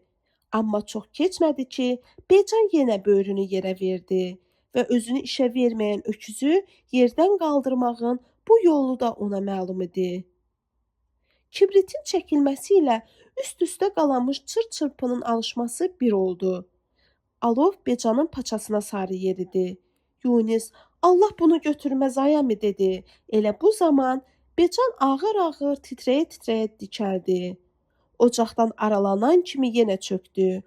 Öküz elə bil son gücünü toplamışdı ki, gözlərini qarşı dağlardan ayırmasın. Öküzün gözlərinə baxdı. Baxdı və bir də gördü ki, qarşı dağların əksi öküzün gözlərində titrəyir və beləcə öküzün iri, buynuzlu başı qəfildən yerə dəydi. Başını kəs ayəmi Yunus dedi. Axı haram olur. O cibindən bıçağını çıxartsa da, əlinə keçən daş parçasına çəksə də, bıçağı da bu öküzün illərlə ona yoldaşlıq eləmiş boğazına çəkə bilmədi. Al sən kəs Yunis, dedi və üzünü yana çevirəndən sonra da gözlərini yumdu. Bərk-bərk yumdu. Başı kəsilmiş öküzün sinəsi hələ də qalxıb enirdi. Başı kəsilmiş öküzün ciyərləri nəfəs alırdı. Öküzün isti, hələ buğlanmaqda olan qanını torpaq içirdi. Bu torpaqda laxtalanan qanı isə gümüş acgözlüklə yalayırdı. Öküzün başını cib bıçağı ilə bədənindən ayırmış Yunis isə tir-tir titrəyirdi. O Yunislə beləcə çölçülük eləmişdi. O beləcə Yunisi məcbur eləmişdi ki, öküzün başını kəssin. Sonradan Yunis onun üzünə: "Naxaq məni Becanın başını kəsməyə məcbur elədin, ay əmi" dedi. "Hər gün yuxuma girir Becan." Yunisin müstəntiqi Almuradın qulağına elə bir söz pıçıldadı ki, onun gərək bir yox, 11 alapaça kimi atı olaydı ki, bu atları satandan sonra bəlkə bir də müstəntiqin görüşünə getməyə üzü gələrdi. Alapaçanın cəsədini isə ona dünən göstərmişdilər. Sən demə atı sərhəd məntəqəsinin həndəvərində axtarmaqda haqlıymış. Necə olursa sərhəd məntəqəsinin qapısı açılanda alapaça özünü içəri salır. Bir başlı cumur at damına. Başlayır tövlənin qapısını gəmirməyə. Az qalırmış tövləni uçurtsun. Bu tövlədəki atların cavan mehtəri də nə ağıl edirsə qapını açıb alapaçanı ötürür içəri. Hər halda ya alapaçaya yazığı gəlir, ya da tövlədə bəslənən bir cüt madyana. Ya da kim bilir, cavan oğlandı. Bəlkə elə istəyib ki, bu atların ülfətinə, ünsiyyətinə tamaşa eləsin. Nə olasıdır? Sonra da axşam düşür, nə illah eləyirsə, alapaçanı bu atlardan ayırıb çölə çıxara bilmir. Açıb ağartmağa da qorxur. Səhər də gəlib görür ki, alapaça madyanların birinin böyründəcə gəbərib. Qorxusundan bilmir neyləsin. Fikrində tutubmuş ki, gecənin birində kəsib doğrayıb aparar atar Araza. Təsadüfən tövlənin yanından keçən mayor Maslyukovu da iyi vurur. İçəri keçib görür ki, iş nə yerdədir. Alapaça şişib dama dönüb. Sərhəd məntəqəsində də məhtərlik eləyən o cavan əsgər o hadisədən sonra düz 15 gün görünmədi. Amma o bilirdi ki, onda təqsir yoxdur. Alapaça özü madyanlara can atırdı, özü də uzun illərdir. Hətta yaz günlərin birində Alapaçanın o madyanlara qovuşmaqdan ötürü özünü tikanlı məftillərə toxması da yadında idi. Alapaçanı o məftillərin arasından çox çətinliklə çıxartdılar. Sərhədçilər də elə o gün bir neçə məftili dəyişməli oldular. O da yadındadır ki, bir yaz günündə o çidarlı atlardan biri bu məftillərin arasından burnunu çölə çıxarmışdı və Alapaça da onu iyləyirdi. Alapaçanın görkəmi onu da məcbur edirdi ki, tikanlı məftillərin arasından burnunu çölə çıxartmış, sərhəd qoruğunda yeyib yatmaqdan harınlamış madyanı süzsün. Bütün bunlar keçmişin söhbətidir. Bugün isə o bilmirdi nə satsın. Hamını tanıyırdı. Bilirdi ki, kimin pulu var, kimin yoxdur. Bilirdi ki, kimə ağız açmağa dəyər, kimə yox. Bu dünyada ən çox zəhləsi gedən şey isə borc istəməkdir. Başqa yolu isə yox idi. Gündüz nə qədər elədisə, bu niyyətlə evdən çıxa bilmədi. Gecə isə gümanı gələn bütün qapıların astanasından keçdi. Sən demə, elə ən çətini birinci qapıdan içəri girməkmiş. Sonra ona ağla gəlməz dərəcədə çətin görünən bu iş adiləşdi. Sonra elə bil, onu başqa bir qüvvə bu qapıları döyməyə məcbur eləyirdi. Və cəmi bircə evdə onu əliboş qaytarmadılar. O evdən cibində çıxardığı pulu isə heç üzə çıxartmağa dəyməzdi.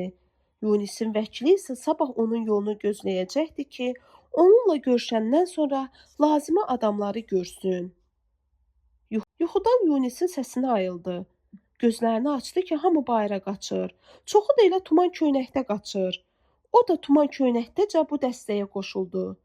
Təyyarələrin uğultusundan qulaq tutulurdu. Yer titrəyirdi.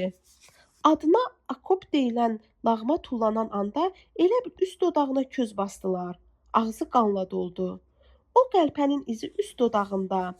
Sən demə əbədi yaşayacaqmış. O qəlpənin yeri onun bədənində müharibədən qalan yeganə nişanə idi. Səhər isə düşərgədə ura səsindən qulaq tutulurdu. Əsirlər bir-birini tanıyan da, tanımayan da qucaqlayıb öpürdülər. Daha onlar Alman zabitlərinin, Alman əskərlərinin yox, Amerikalıların sərəncamında idi. Onlara yeməkdən sonra şokolad paylayan Amerikalıların. Əsirlər arasında cürbəcür şayiələr gəzirdi və bu şayiələrə qulaq asmaq çətindir. Güya Sovet hökumətində əsirləri ittiham eləyəcəkdilər. Bir-birindən aralı 3 zabit dayanmışdı. Əsirlərin arasında Sovet zabitinə sarı yön çevirməyənlər də oldu. Almurad isə qəti qərarını Türkiyəyə getmək qənaətinə gəlmiş dostu Uluq bəyə axşamdan bildirmişdi. O bu qədər əzab-zillətə ona görə dözmüşdü ki, gedib vətəndə ölsün. Yox, hələ o ümidini itirməmişdi. Ona elə gəlirdi ki, vətəndə öləcək. Onun adına vətən dediyi yer isə balaca bir kənddir. Vedi kəndi. 19-cu ildə 2 illik mühacirətdən sonra Vediyə qayıdanda, Arazı keçib Vediyə ayaq basanda, o da atdan düşmüşdü. O da torpağı öpmüşdü. O da torpağa üzünü sürtmüşdü. Ağaclar da, otlar da, daşlar da onun üzünə gülürdü. Yazın ilk günləri idi. Yer yurd göyərsə də meşə çılpaqdı. Alça ağacları da elə bil onların üzünə çiçəkləmişdilər. Sazını köynəkdən çıxaran aşıq həsrət də elə bil oxumurdu. Ağlayırdı. Aşan bilər qarlı dağın ardını, çəkən bilər ayrılığın dərdini. Doğma həyətə girənəcən, göbələk bitirmiş qapıya üzünü söykəyənəcən, o da bu sözlərin sehrindən çıxa bilmədi. Sanki bu kənd heç il yarım düşmən əlində olmamışdı. Heç məçidə də toxunmamışdılar. Elə qapılar vardı ki, qıfılı da üstündə idi. Amma Temir yox idi. Bu kənddə tək-tənha qalan Temir. Nədənsə o anacan ona elə gəlirdi ki, Temiri kənddə görəcək. Onu da vaqondan düşürdülər. Onu da hamama gətirdilər. Əsirlik paltarını da o hamamda qoyub çıxdı. Təzə əskər geyimində güzgüyə baxdı və bu gözgünün qabağında da bu qənaətə gəldi ki, bu ulduzlu pilotkanı layiq biliblərsə, deyilənlər uydurma imiş. Amma elə ilk sorğu-sual bu stansiyada başladı. Danışın. Rus zənn elədiyi polkovnikin dilindən qopan bu kəlamdan sonra lap özünü itirdi. Danış, hər şey olduğu kimi danış. Haçan əskər getmisən, harada xidmət eləmisən, harada əsir düşmüsən, əsirlikdə nə ilə məşğul olmusan, kimlərlə oturub durmusan? Yox, onun fikrincə bu 10-15 dəqiqənin söhbəti deyildi. Bu söhbəti eləmək üçün günlər, aylar lazım idi. Axı hələ yarı isti idi, heç nə yadından çıxmamışdı. Polkovnikin sorğu-sualı isə 5-10 dəqiqədən artıq çəkmirdi. Kimisi onun kabinetindən gülə-gülə çıxırdı, kimisi də polkovnik bir də gözlərini onun üzünə sillədi. Hə, danış görək. Neçə ildir ki, bu doğma dili, doğma ləhcəni eşitmirdi. Əsirlikdə dilini az-çox anlayan Uluq bəy idi. Qırğız balası Uluq bəy. Siz Qafqazdansanız, bunun nə mənası var? Polkovnik ötkəm səslə cavab verdi. Doğrudanmı Azərbaycanca təmiz danışan bu polkovnik üçün bu mənasız şey idi? Mənim heç bir günahım yoxdur. O bu sözü yalnız dilini anlayan adama deyə bilərdi. Başqa heç kimə yox. Polkovnik gülümsündü və ötkəm səslə mən sizdən başqa şey tələb elədim dedi. Danışdı. Yadına düşən, vacib bildiyi şeyləri dedi. Hətta Uluq bəydən də söz açdı. Sən demə heç danışmağa ehtiyac yox imiş. Bu polkovnikə hər şey məlummuş. O hər şeydən xəbərdarmış. Hətta əsirlikdən kimlərlə və necə qaçmağını da, kartof zəmisində gizlənməyini, yenidən necə ələ keçməyini də bilirmiş. Polkovnik sözünü tez-tez kəsirdi və hər dəfə də söhbəti gətirib çıxarırdı Uluq bəyin üstünə və ağlına da gəlmirdi ki, polkovnikin maraqlandıran Uluq bəydi. Müharibəyə gedənəcən müəllimlik etmiş Uluq bəy. Uluq bəyin barəsində nə bilirdisə hamısını söylədi. Yalnız onu demədi ki, Uluq bəy onu da özü ilə aparmaq istəyirdi qürbətə. Birbaş evə gedərsən, polkovnik dedi. Alnı açıq, üzü ağ. Sənədlərini də göndərəcəyik. Bəs partbiletim? O bu fikirdə idi ki, Krivoy Roqda qatardan düşsün. Partbiletini gizlətdiyi o daşın altına baxsın. Nədənsə ona elə gəlirdi ki, bu illər ərzində nə o daş yerindən tərpənib, nə partbileti. Sənə köhnə stajınla təzə partbilet verəcəklər, polkovnik dedi. Hansı vəzifədən əskərliyə getmisənsə, o vəzifəni də tələb eləyərsən. Bəlkə də o anda ayağa qalxsaydı, qərar tuta bilməzdi. Gedə bilərsiniz. Özü də anlaya bilmirdi ki, niyə durub getmək istəmir. Elə bir sözü də yox idi. Birdən-birə polkovnik özü dilləndi. Dedi ki, o rusdur, amma Gəncəlidir. Sonra da Gəncədən keçəndə onu yad eləməsini istədi. İndi o tamam azaddır, tamam sərbəstdir. Hara istəsə gedə bilərdi, harada istəsə otura bilərdi, harada istəsə yata bilərdi. Məlum oldu ki, Qafqaza gedəsi qatar bu stansiyadan sabah günorta keçəcək. Əslində nə bileti vardı, nə pulu. Amma hələ bir gününü də bu stansiyada keçirməli idi. Bilet dərdi çəkmirdi. Kimdə əskərdən bilet istəyən? Amma stansiyada adam əlindən tərpənmək olmurdu. Çoxsu da şikəst, yaralı. Baxırsan bağrın qana dönür. Skamyalarda oturmağa yer yoxdur. Şikəstlərin çoxu elə ayaq üstə qalıb. Amma azadlığın dadını təzə dadmış adam belə şey çətinlikmi sayar? Nə olsun, lap daşın üstündə yatar bir gündə. Amma o gündə onu, təkcə onu yox, bütün əskər geyimində olan kişiləri o daşın üstündə yatmağa qoymadılar. Ona elə özünün həmyaşıdı olan bir qadın yanaşdı. Soruşdu ki, odun doğraya bilərsən? Odun doğramaq nə çətin iş idi ki? Düşdü qadının böyrünə. İndi də xatırlaya bilmir ki, O stansiya Xarkova yaxın idi, ya Rostova. Stansiyadan aralanandan, stansiyanın evləri arxada qalandan sonra ona məlum oldu ki, hələ düz 100 kilometr yol gedəcəklər. Yol boyu yamyaşıl otlaqlar, biçənəklər adama boy vermirdi. Burada tanıdığı, uşaqlıqdan gözü öyrəşdiyi otlar, çiçəklər də az deyildi. Amma bu yolda da tez yoruldu. Ayaqları təzə çəkmələrin içində özlərini əməlli başlı yer eləməmişdilər hələ. Çəkmənin sağ tayı elə biraz kiçikdi. Oturmaq, çəkmələrini çıxarıb bir yana tullamaq, adama boy verməyən bu otluqda uzanıb bu qorxusuz göyün altında doyunca yatmaq istəyirdi. Özgə heç nə yox. Gör bir neçə il idi ki, doyunca yatmırdı. Sir sifətdən Rusa qətiyyən oxşamayan bu qadın dilli dilavərdi. Deyəsən ona odun doğrayan yox, sinəsinə boşaltmağa adam lazımmış. Sözündən də belə bəlli oldu ki, 10-15 toyuğu, 30-acan ördəyi var. Səhər də bazara yumurta aparmış satmağa. Bazardan da qaydanda yolunu vağzaldan salıb ki, görsün dünyada nə var, nə yox. Geri qayıtmaq da mümkün değildi. Birincisi bu qadının xətrinə dəyərdi. İkincisi də bu qadın odun doğradırandan sonra şəksiz ona bir qarında çörək verəcəkdi. Çəkmələrini çıxarıb hər tayını bir əlinə alandan sonra yüngülləşdi. Gör bir neçə il idi ki, ayaqlarının altına torpaq dəymirdi. Qadın da müharibə illərində başına gələnlərdən danışdı. Almanlar bu yerləri necə alıblar, bu yerlərdə necə at oynadıblar, kişiləri necə qırıblar, cavanca ərini partizanlıq etdiyinə görə onun gözü baxa-baxa necə asıblar. Geri çəkiləndə kəndi necə yandırıblar, o necə sağ qalıb. A vot naşa Aleksandrovka. Qadının Aleksandrovka dediyi kənd kətdən çox xarabalığa oxşuyurdu. Damsız, pəncərəsiz evlər elə bir görkəmini gizlətmək üçün yaşıllanmışdı. Elə evlər var idi ki, bir lay divarı qalmışdı. Kənddə bir qarış quru torpaq tapmazdın ayaq qoymağa. Hər yan yamyaşıl, hər yan gömgöy, belə də torpaq olarmı? Hər alma ağacı da bir tamaşa. Ağac nə qədər bar gətirərmiş. A vot moy saray. Qadının dediyi saray da balaca bir komadı. Qabağında xırda bir çay axırdı. Elə bir çay ki, dibindəki daşları da barmaqla saymaq olardı. Suyu da buz kimi.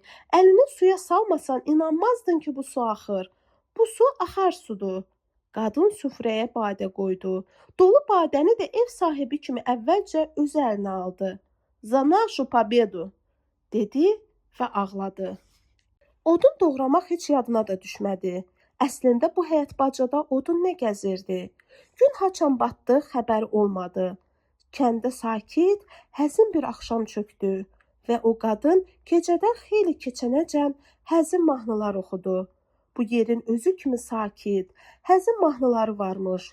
Elə o mahnılara qulaq asa da onu yuxa apardı. Və yuxuda gördü ki, yenə əsirlikdədir və azadlıq deyilən şeyi o qadınla bir yerdə yuxuda görür. Qan tər içində yataqdan qalxdı ki, qadın oturub başının üstündə. Sonra da qadın, getmə dedi, qal burada, ölənəcən qulluğunda duraram. Hələ səhərdir və o qorxurdu ki, Qafqaza gedən qatara gecikə bilər. Sakitcə, məni gözləyənlər var, dedi. Qadın da, gözləyənlər varsa başqa məsələ, dedi. Getməyə məsləhətdir. Sən demə hələ o yuxuda ikən bu qadın ona yol azuqəsi də hazırlayıbmış. Stansiyaya da birlikdə gəldilər. Yol boyu da dinib danışmadılar. Yalnız qatar tərpənəndə qadının gözləri doldu. Elə o da kövrəldi. Sanki 100 ilin tanışı idilər. Qadın vaqonun böyrü ilə 5-6 addım atdı və hönkürdü.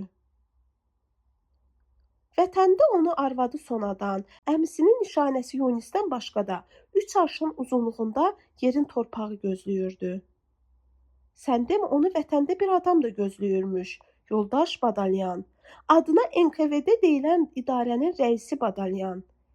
Badalyanın nə sir sifəti dəyişmişdi, nə əyin başı. Kabineti də həmin kabinet idi. Təzə şey yalnız Badalyanın eynəyi idi. 5 il qabaq Almurad onun gözündə eynək görməmişdi. Elə deyəsən Badalyana da onun eynək taxmağı qəribə gəlmişdi. Axı müharibədən qabaq o da eynək taxmırdı. Ümumiyyətlə o müharibədən qabaq eynək taxan adam görməmişdi. Danış görək, düşmənə niyə satıldın? Danış görək, faşistlərə necə xidmət elədin? Badalyan dedi. Danış görək, səni niyə öldürmədilər? Danış görək, düşmənə necə işləyəcəksən? Səni hansı tapşırıqla göndəriblər? Danış, onsuz da hər şey aydındır. Səhər gəlib onu evdən Badalyanın yanına aparanda bildi, ürəyinə damdı ki, belə bir söhbət başlayacaq. Mən bütün bunları danışmışam dedi. Kimə danışmısan? Polkovnikə. Nə polkovnik? O hər şeyi danışdı. Hətta polkovnikin ona dediyi sözü də xatırlatdı. Elə bu yerdə Badalyan sözünü kəsdi. Bəlkə elə bilirsən səni çağırmışıq, partbilet verək, dinmədi və Badalyan birdən-birə ona dirsəyini göstərdi. Bax, dedi, partbilet əvəzinə bunu görərsən. Yadına da Uluq bəy düşdü, onu dilə tutub özü ilə qürbətə aparmaq istəyən Uluq bəy. Danış, Badalyan dedi, danış görək. Sənə inanmırlarsa necə danışasan? Amma o danışdı, hər şey olduğu kimi, artırmadan, əskiltmədən söylədi və onu hər şey olduğu kimi söyləməyi bir aydan da çox çəkdi. Badalyan onun danışdıqlarını yazırdı və heç cür anlaya bilmirdi ki, bunları yazmaq nəyə lazımdır.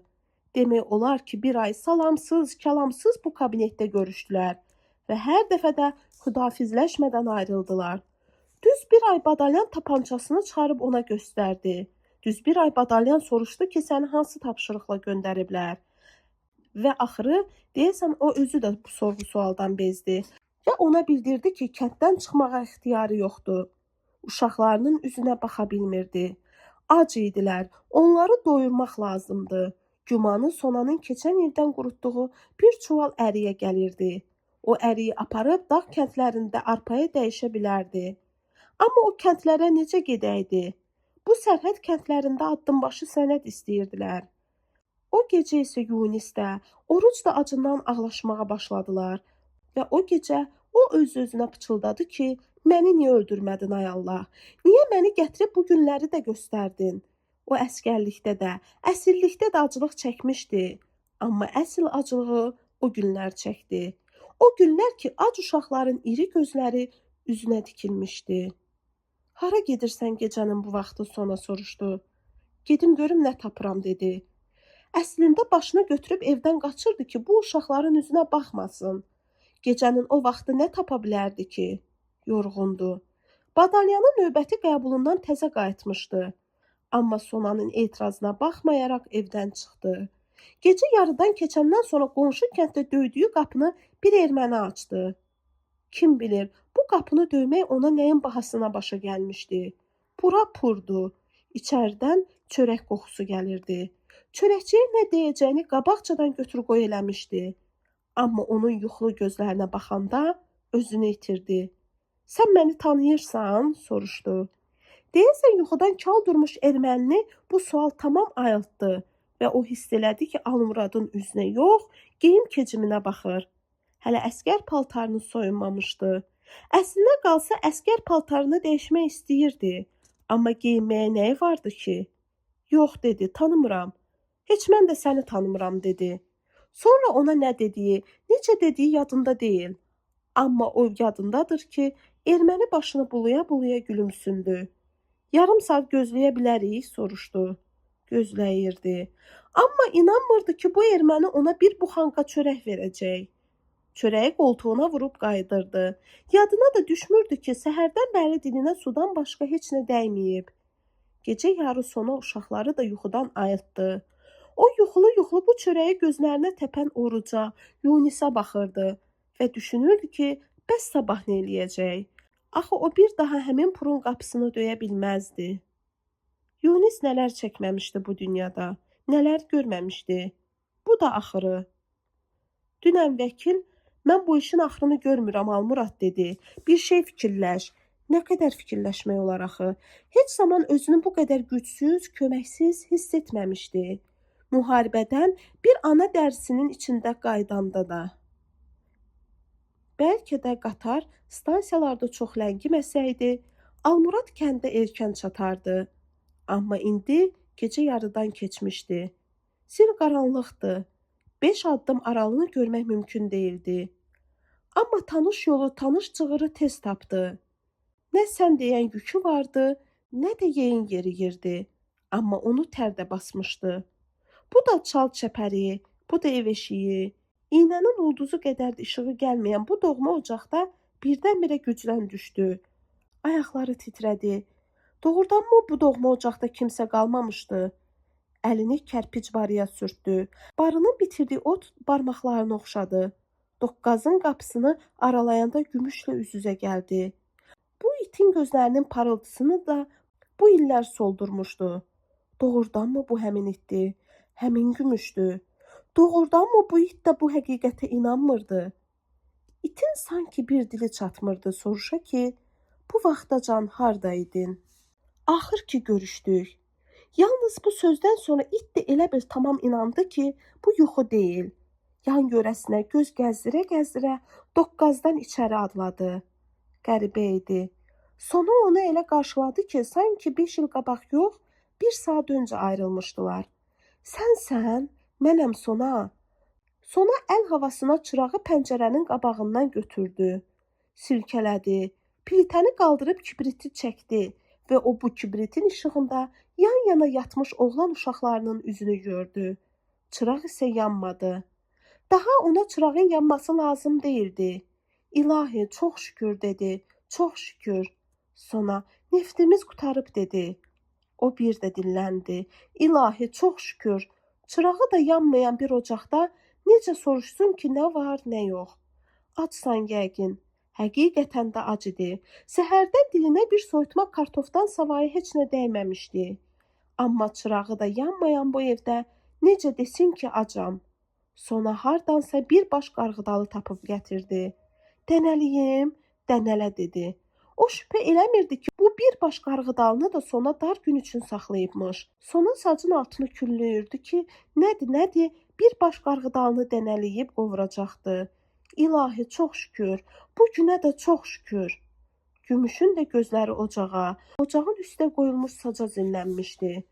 Tövləyə, hinə baş çəkdi. Hin boş idi. Tövlədə də becandan savayı canlı yox idi deyəsən. Kibrit yandırandan sonra buna bir daha əmin oldu. Tövlə qaranlıqdı. Becanın boynunu qucaqladı. Əlini belinə, başına çəkdi. Bu nəvazişdən sonra Almurada elə gəldi ki, öküz də onu tanıdı. Əlini bir də belinə çəkdi. Lap üzülmüşdü. Qabırğalarını saymaq olardı. O müharibəyə gedəndə heç 3 yaşı yox idi. Amma heç bir yaşı tamam olmamış, axtalanmamış, onu xışa qoşmuşdu. Əlacı yox idi, neyləyəydi? At yəqin acından öldü, dedi. Sona dinmədi. İçində bayram idi. Bəlkə içində heç vaxt belə bir bayram olmamışdı. Əriyin çağalasından birini üzüb ağzına qoydu. Və yalnız indi anladı ki, bu ərik çağalasının dadı sən demə yadından çıxıbmış. Sona qovrulmuş qarğıdalını 4 yerə böldü. Hərəyə bir ovuc düşdü. Uşaqları da ayıldım, isti-isti yesinlər dedi. Fikirləşdi ki, heç gecənin bu vədəsi özünü uşaqlara göstərməsin. Bayıra çıxdı. Bir ovuc qarğıdalı da əlində. Nə ağlamalı gecə idi. Amma yenə də öz-özünə pıçıldadı ki, çox şükür, ilahi çox şükür. Hər halda həmin ulduzsuz, aysız yaz gecəsində o xoşbəxt idi. Yuxusu gəlmirdi. Almurada elə gəlirdi ki, içinə dolan xoşbəxtlik onu yatmağa qoymaz. Gecənin sakitliyində su daşının səsini də eşitdi və qəribə də olsa bu səs yadına aşıq həsrəti saldı. Aşığın 2 kəlmə sözünü saldı. Aşan bilər qarlı dağın ardını, çəkən bilər ayrılığın dərdini. Aşıq həsrət durur. Yox, ölüb, Sona dedi. Acından öldü. O qədər pəncər yedi ki, şiş gətirdi. Yadına düşən adamları bir-bir soruşdu. Kim ölüb, kim qalıb, kim hardadır, nə işlə məşğuldur? Sən demə bu evdə hələ bir torba ərik dənəsi də varmış. Bu ərik dənəsini də Sona dar gün üçün saxlayıbmış. Sona ərik dənəsini dişinə salıb sındırırdı və hələ də bilmirdi ki, bu dənələri çeynəyə bilmir. Diri-diri udur. Ağzında vur tut 3 dişi qalmışdı. Həqiqətən də yatmaq niyyəti yox idi. Aylı, ulduzlu göyə baxırdı və o ilk dəfə o gecə qət elədi ki, dolanıb gəldiyi yerlərdə ulduzların bu qədər yaxın olduğunu görmədi. Hər şey yaxşı olacaq dedi. Hər şey yaxşı olacaq. Bu sözlər təsəlli üçün deyildi. Hər şeyin yaxşı olacağına inanırdı. Amma onda 46-cı il idi. İndi isə 56-cı. Yorğan döşəyin yununu, qəbəsini, kilimini dəyər-dəyməzinə verəndən sonra tüfəngini də satdı. Yunisi ən ağır cəzadan qurtardı və başladı günləri saymağa. O hələ 15 il gün sayacaqdı. Şimal Əhməd, Yunisi ən ağır cəza versəydilər, dedi. Bu elatın arasına düşmüş qan soyuyardı bəlkə də. Bu sözdən sonra da Almurad Şimal Əhməddən bərk incidi. Bu iki elatın arasına düşən qan isə çətin soyuyardı. Qanın nə olduğunu o bilirdi. O bilirdi ki, qanı qan soyuda bilər. 7-ci fəsil. Qarpız verimmi? Yox. Nar dənələmişəm. İstəmirəm. Bəlkə üzüm yeyəsən? Yox. Bəs nə istəyirsən, Afantı?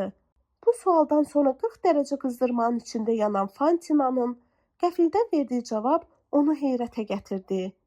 Mamamı istəyirəm, mamamı. Ərkinaz 5 il qabaq Fantinanı da qundaqda bağıra-bağıra Balaşın üstünə atıb, bir daha qayıtmayacağını Balaşa anladanda və evdən çıxanda Fantinanın heç 5 ay tamam olmamışdı. Ərkinaz Fantinadan başqa bir oğlan və bir qız uşağı da dünyaya gətirmişdi ki, buna da Balaş Ərkinazın məsləhəti ilə qəribə adlar qoymuşdu. Anjelika və Marsel. O zaman Anjelika 2, Marsel 4 yaşın içində idi. 3 körpə uşaqla qalmış Balaşa yazığı gəlmirdi. Amma uşaqlara yanırdı. Uşaqların halına acıyırdı və gözləyirdi ki, Balaş özü sınsın, özü əyilsin, özü ondan kömək umsun. Dalaşanda Balaş ona əl qaldırmışdı. Düzdür, o Balaşın cavabını qaytarmışdı. Amma ürək ondan tamam sınmışdı, tamam. Davaya isə onu güc bala ilə böyütdüyü bir gilas ağacı səbəb olmuşdu. Sənin gilasın mənim bostanıma kölgə salır, Balaş demişdi. Ya ağacı köklə, ya apar başqa yerdə bastır. 5 il kökləri torpağa işləmiş, qollu budaqlı ağacın da yerini necə dəyişəydi? Yerini dəyişsəm quruyar demişdi. Qoy qalsın, meyvəsini ortaqla dərərik. Elə bu sözdən də Balaş cəhənnəmə qurusun demişdi. Artıq bu susuz çölə kanal çəkmişdilər. Hər qapıdan arx keçirdi. Hər həyətdən su səsi eşidilirdi. Kənd kəsər yaşıllanmışdı. Torpağa hörmət artmışdı. Əslində Almurad bilirdi ki, gilas ağacı bəhanədir. Əmsi oğlu onunla torpaq davası eləyir. Balaş oturub durub onun torpağının özünkündən çox olduğunu, onun torpağını girdiyini deyirdi. Arazın suyu min illərlə əkin-biçin üzü görməyən bu torpağın yalnız qiymətini qaldırmamışdı. Qonşuları da bir-birinə qaldırmışdı. Daha çəpərsiz qonşuluq eləyən qonşular azalmışdı. Almurad da istəyirdi ki, Balaşla öz torpağının arasına çəpər çəksin. Amma utanırdı. Necə olsa doğmaca əmioğluydular. Hər dəfə Yunisin məktubu kəndə yetişəndə, Yunisin hələ də sağ-salamat olduğu bilinəndə kənd bir-birinə dəyirdi. Balaş yenə də özü gəlmişdi onun yanına. Qağa, deyib boynunu qucaqlamış, ağlamışdı. O isə heç Balaşa ağzını açmağa da qoymamışdı. Uşaqları gətir bizə demişdi. Uşaqlara biz baxarıq. Amma o, uşaqlara həmişəlik yiyə durmalı olmuşdu. Ərkinazı gətirmək üçün Yerevana gedən Balaşın 3 gündən sonra vay xəbərini gətirmişdilər. Ələm kağızından belə məlum olurdu ki, ürəyi xəstəymiş. Qəfildən Yerevan xəstəxanasında keçinib. Balaşın dəfnindən sonra ona elə gəlirdi ki, Ərkinaz gəlib uşaqlarını aparacaq. Uşaqlara yanırdı. Amma o günlərəcən heç üzlərinə də baxmaq istəmədiyi bu uşaqlara mehr salmışdı. Axşama kimi onları belində, qucağında gəzdirirdi. Anasının xiffətini ən çox eləyən Anjela idi. Düzdür, körpə hələ bir sözü qandıra bilməsə də, onun bütün günü gözləri qapıda idi. Marsel də dinmirdi. Amma Almurad bilirdi ki, o qaraqabaq uşağı damın üstünə çıxıb, əlini gözünə günlük eləyib uzaqlara baxmağa vadar eləyən nədir? Fantina onlara 2 ay əziyyət verdi. Yayın günü idi. Heç olmasa körpəyə gündə bir öynə döş vermək lazım idi. Almurad özü Fantinanı qucağına alıb qapı-qapı gəzdirdi ki, körpənin qarnını ana südü ilə doydursun. Fantinaya da bircə kərə döş verən ikinci dəfə yaxasını kənara çəkirdi. Bu canavar balasıdır deyirdi. Almurad da neyləsin? Bu canavar balasını sənin oğluna verəcəm deyirdi. Qorxma. Beləcə Almurad Fantinanı qapı-qapı, ev-ev gəzdirirdi. Kiminə yalvarırdı, kiminə üz vururdu, kiminəsə nəsə boyun olurdu. Neyləsin? Başqa yolu yox idi. 2 aydan sonra isə Sona da dünyaya Fantinaya oxşayan bir oğlan uşağı gətirdi. Amma Fantinanın bəxtindən bu oğlan uşağı dünyadan tez köçdü və Sonanın təzə südə gəlmiş döşləri də qaldı Fantinaya. Düz 2 il Ərkinazın nə ölüsünü bildilər, nə qaldısını. Amma düz 2 ildən sonra eşitdilər ki, Ərkinaz ərə gedib və təzə əri Karapetdən də bir cüt qızı olub. Beləcə Fantina ana üzü görmədi. Dil açandan sonra da Sonaya bacısı Anjela və qardaşı Marsel kimi Sona bibi dedi. Və indi birdən-birə 40 dərəcə qızdırmanın içində Fantinanın mamamı istəyirəm deməsi Almurad kimi onun başının üstünü kəsdirmiş Sonanı da heyrətə gətirdi. Almurad, dur bunu keçi piylə Sona dedi. Bunun qızdırması artır deyəsən. Sona, piyləmişəm dedi, indicə piyləmişəm. Bəlkə zəhərlənib bu. Nədən? Nə bilim, koldan üzüm zad dərib yeməyib ki. Mən bilən yox. Daha üzümü dərəndən sonra yumamış yemirdilər. Hər təzə yağışdan bağ təzə bir zaval tapırdı. O göyün buludu isə sanki Araz suyunun bu yerlərə gəlib çıxmasını, bu çölü yaşıllaşdırmasını gözləyirmiş. Hər yağışdan sonra Almurad məcbur olurdu ki, bağı yenidən dərmanlasın. Yağışdan sonra yamyaşıl yarpaqlar başlayırdı küflənməyə. Yer göy zəhərlənib, Almurad deyirdi. Yarpaq neyləsin? Qəzetlər isə kimyalaşdırmadan yazırdılar. Ölkənin sabahını kimyalaşdırmada görürdülər. Bu bağa, bostana səpilən kimyəvi məhlullardan isə bu kənddə ölüb itənlər də olmuşdu. Almurad Fantinanın əlini tutdu. Aqadan alım dedi. Bağdan üzüb dərbi yemisənmi? Fantina başını buladı. Yox dedi, yox. 2 saat qabaq uşaq həyətdə oynayırdı. Düzdür, onun soluqduğunu Almurad hələ səhər Fantina şirin çayda imtina eləyəndə gördü. Amma fikirləşdi ki, səhər çağıdır. Uşaqların da içinə qurd düşmüşdü və bu qurdu dava dərmanla da təmizləyə bilmirdilər. Sona, bəlkə gedib Urum doktoru çağırasan, dedi. Almurad özü də bu fikirdə idi. Bir də Urum doktor haçan onun sözünü eləmişdi ki. Əslində Urum doktor uşaq da həkimi idi və 2 aydan bir özü gəlib Fantinanı, Anjelanı, Marseli yoxlayırdı. Bu uşaqlar yaxşı böyümürdülər. Üçü də sınıqdı. Bunun səbəbini Almurad anlaya bilmirdi. Çünki çörək qıtlığı çəkmirdilər. Ağartı deyilən şey də evdən qurtarmırdı. Həftədə azı bir dəfə ət alırdı. Elə özünün də mal heyvanı, toyuq cücəsi gündən-günə artırdı. Hətta dar gündən pul da yığırdı. Urum doktorun məsləhəti ilə uşaqları bir dəfə Əyircə yaylasına da aparmışdı. Əyircə yaylasına da Vedinin içindən keçib getmişdilər. Düzdür, bu yayla ona baha baş oturmuşdu. Amma sonra o görəndə ki, uşaqlar yaxşılaşıb, qərarı almışdı ki, bir kərə yolunu yenə doğma dağlara çevirsin. Vedinin yaylaqlarına hər yay gedənlər də vardı. Amma Almurad Əyircədən qayıdandan sonra evsiz nə yaylaq dedi. Yaylağı yaylaq eləyən eldi. Hər halda yenə də fikrində tutmuşdu ki, uşaqlarını bir yayda Əyircəyə aparsın. Əlbəttə, bu səfərdə onun başqa bir məqsədi də vardı. İstəyirdi ki, uşaqlar ana yurdu bir də görsünlər, bir də ata ocağının gözlərinə köçürsünlər, bir də doğma bulaqların suyunu içsinlər. O, bu uşaqları dönə-dönə qandırmışdı ki, biz gec-tez doğma yurda qayıtmalıyıq. Ümid bəslədiyi şeyləri isə dilinə gətirmirdi. Urum doktorun dava dərmanından sonra səhərə yaxın Fantinanın qızdırması düşdü. Amma həkim axşamüstü bir də gəlib baş çəkəcəm dedi. Nədənsə bunun naxoşluğundan gözüm su içmir. Almurad daha kolxoz işinə getmirdi. Heç ondan bunu tələb eləyən də yox idi. Mal qoyun bəsləyirdi, torpağını əkib becərirdi. Sən demə bu torpaq çox bərəkətli imiş. Yer meyvəni isə 8-ci sinifdən sonra axşam məktəbinə keçən Cəlil satırdı. Əlbəttə, Cəlilin küçədə, bazarda şey satması onun ürəyindən deyildi.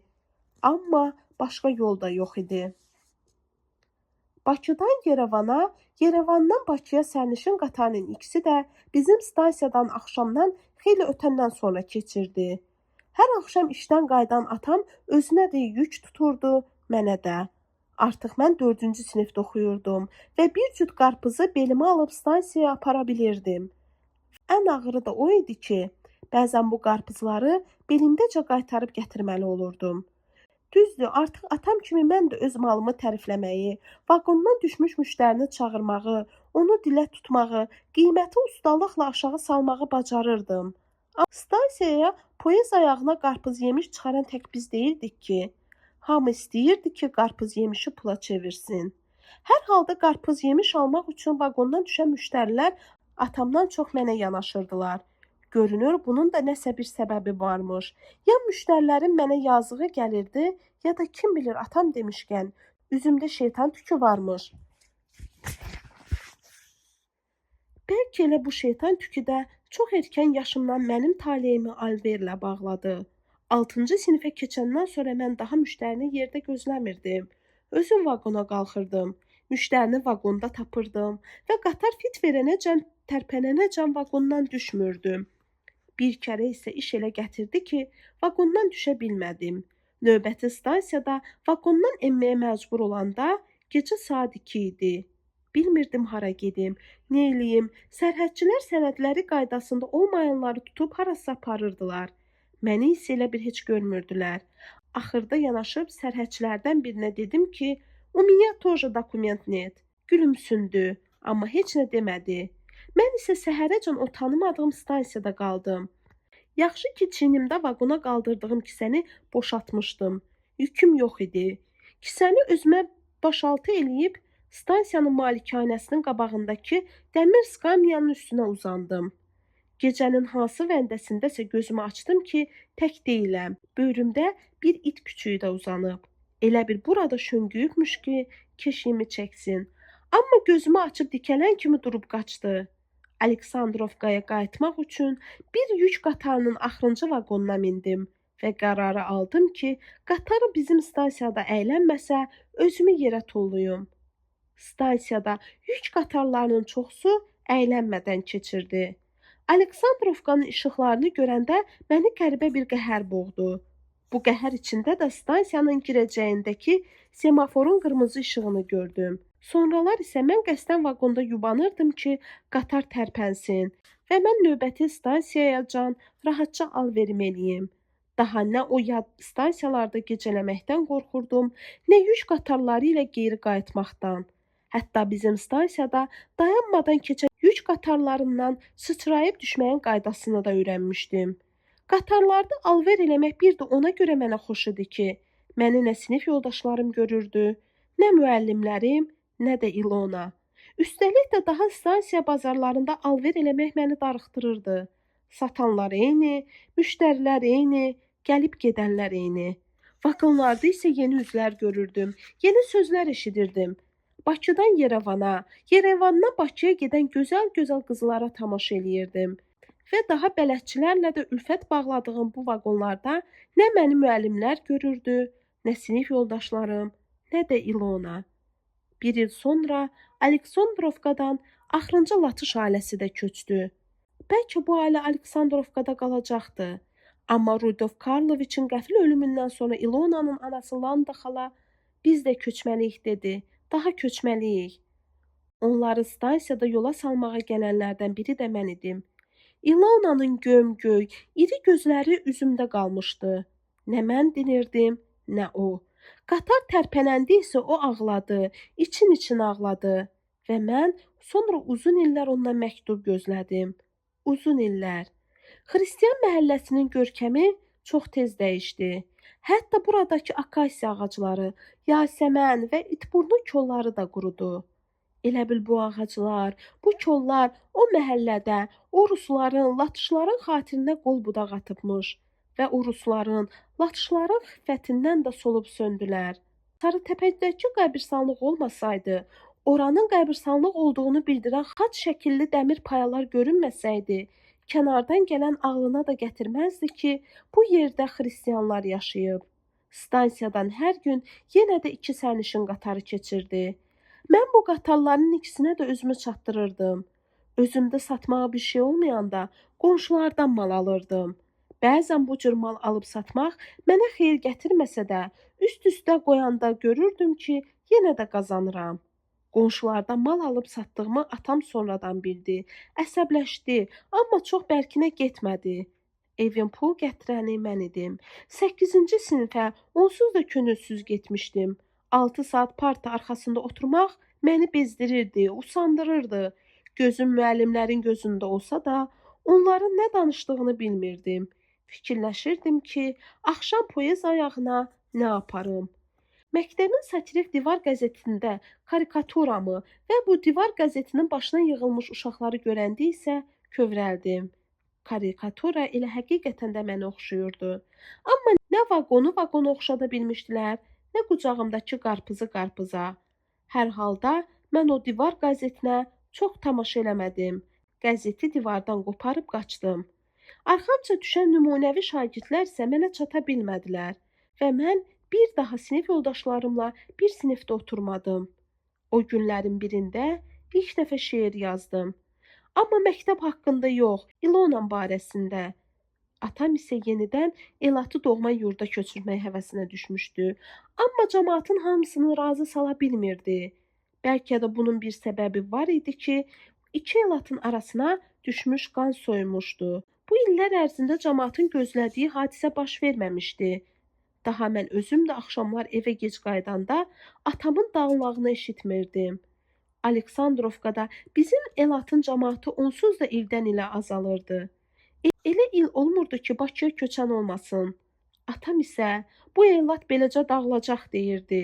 Heyf. Heç bilmirdim bu Elatın dağılması atamı niyə belə qorxudur. Və bir də atam həmişə hər yerdə deyirdi ki, bu Elat nə qədər dağılsa da, axırda verdi torpağı hamını bir yerə yığacaq. Mən heç cürə bilmirdim ki, atam nəyə ümidi bəsləyir. Hər halda doğma yurda qayıtmağı mən də istəyirdim. Hələ də hər şey gözlərimin önündə idi. Hələ də evimizi, itimizi yuxuda görürdüm. Bəlkə də bunun bir səbəbi də o idi ki, evimizdə, qonum-qonşuda bütün günü doğma yurtdan danışırdılar. 2-3 adam, xüsusən də arvad tayfası bir yerə cəm oldu mu, söz sözü çəkib gətirirdi vedinin üstünə. Bu qadınların, qarıların söhbətinə qulaq asmaq çox maraqlı idi. Belə çıxırdı ki, bunlar hərəsi 7-8 ərbaşı yeyib. Səbbə arvad ən çox 7-ci ərini xatırlayırdı. Onun 7-ci əri müharibəyə getmişdi və qayıtmamışdı. Püstə qarı 19-cu ildə cəmi bir il onu 50 eləmiş türk zabitindən söz salırdı. Nağda ərindən isə danışan yoxdur. Bu qadınlar, qarılar da doğma yurtda ölmək, doğma yurdun torpağına qarışmaq ümidində idilər. Onlara da elə gəlirdi ki, gec-tez dünya düzələcək. Bu Elatı köçürdükləri kimi də qaytarıb öz yurtlarına aparacaqlar və onlar doğma torpağa qarışacaqlar. Xəstənin qızdırması axşamüstü Urum doktor gedəndən sonra bir də qalxdı. Fantina yorğanın altında titrəməyə başlayanda isə Almurad sona dedi. Bununki qara qızdırmadır. Elə şey olmaz. Niyə olmur ki? Bəs deyirlər malyariyanın kökünü kəsiblər. O gecə ikinci dəfə xəstəyə baş çəkməyə gələn Urum doktor da Almuradın sözünü təsdiq elədi və Urum doktor da səhəri Fantinanın başının üstündə açdı. Fantinanı danışdıra-danışdıra, dindirə-dindirə açdı. Səhərə yaxın isə Fantinanın ağappaq, nam-nazik qolları yorğanın altından çıxdı.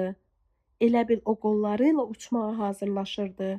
Sanki ona elə gəlirdi ki, qolları ilə da uça bilər. Almurad bir də, nə istəyirsən Afantı, deyə soruşdu. Mamamı. Bu da Fantinanın bu dünyada son sözü oldu. Səhər Urum doktor cəmaata xinin, bir qulol paylayırdı. Səhər artıq hamı bilirdi ki, 5 yaşlı körpə nədən ölüb. El-Elat vahimə içərisində idi. Rayon mərkəzinə tələsirdilər ki, xinin, bir qulol alsınlar. Amma bilmirdilər ki, aptek açılmamış özünü rayona çatdıran farmazon Fərmayır malyariyaya qarşı nə qədər dava dərman varsa, hamısını alıb. Fantinanın yas məclisində, bu yas məclisinə Yelli Elatın camaatı da gəlmişdi. Hətta qırmızı qız bəs də qadınları qoşulub hönkür-hönkür ağlayırdı. Söhbət yenə doğma yurda dönməkdən düşmüşdü. Hamı bu fikirdə idi ki, qayıtmaq lazımdı. Elliklə qayıtmaq lazımdı. Almurad isə dinmirdi.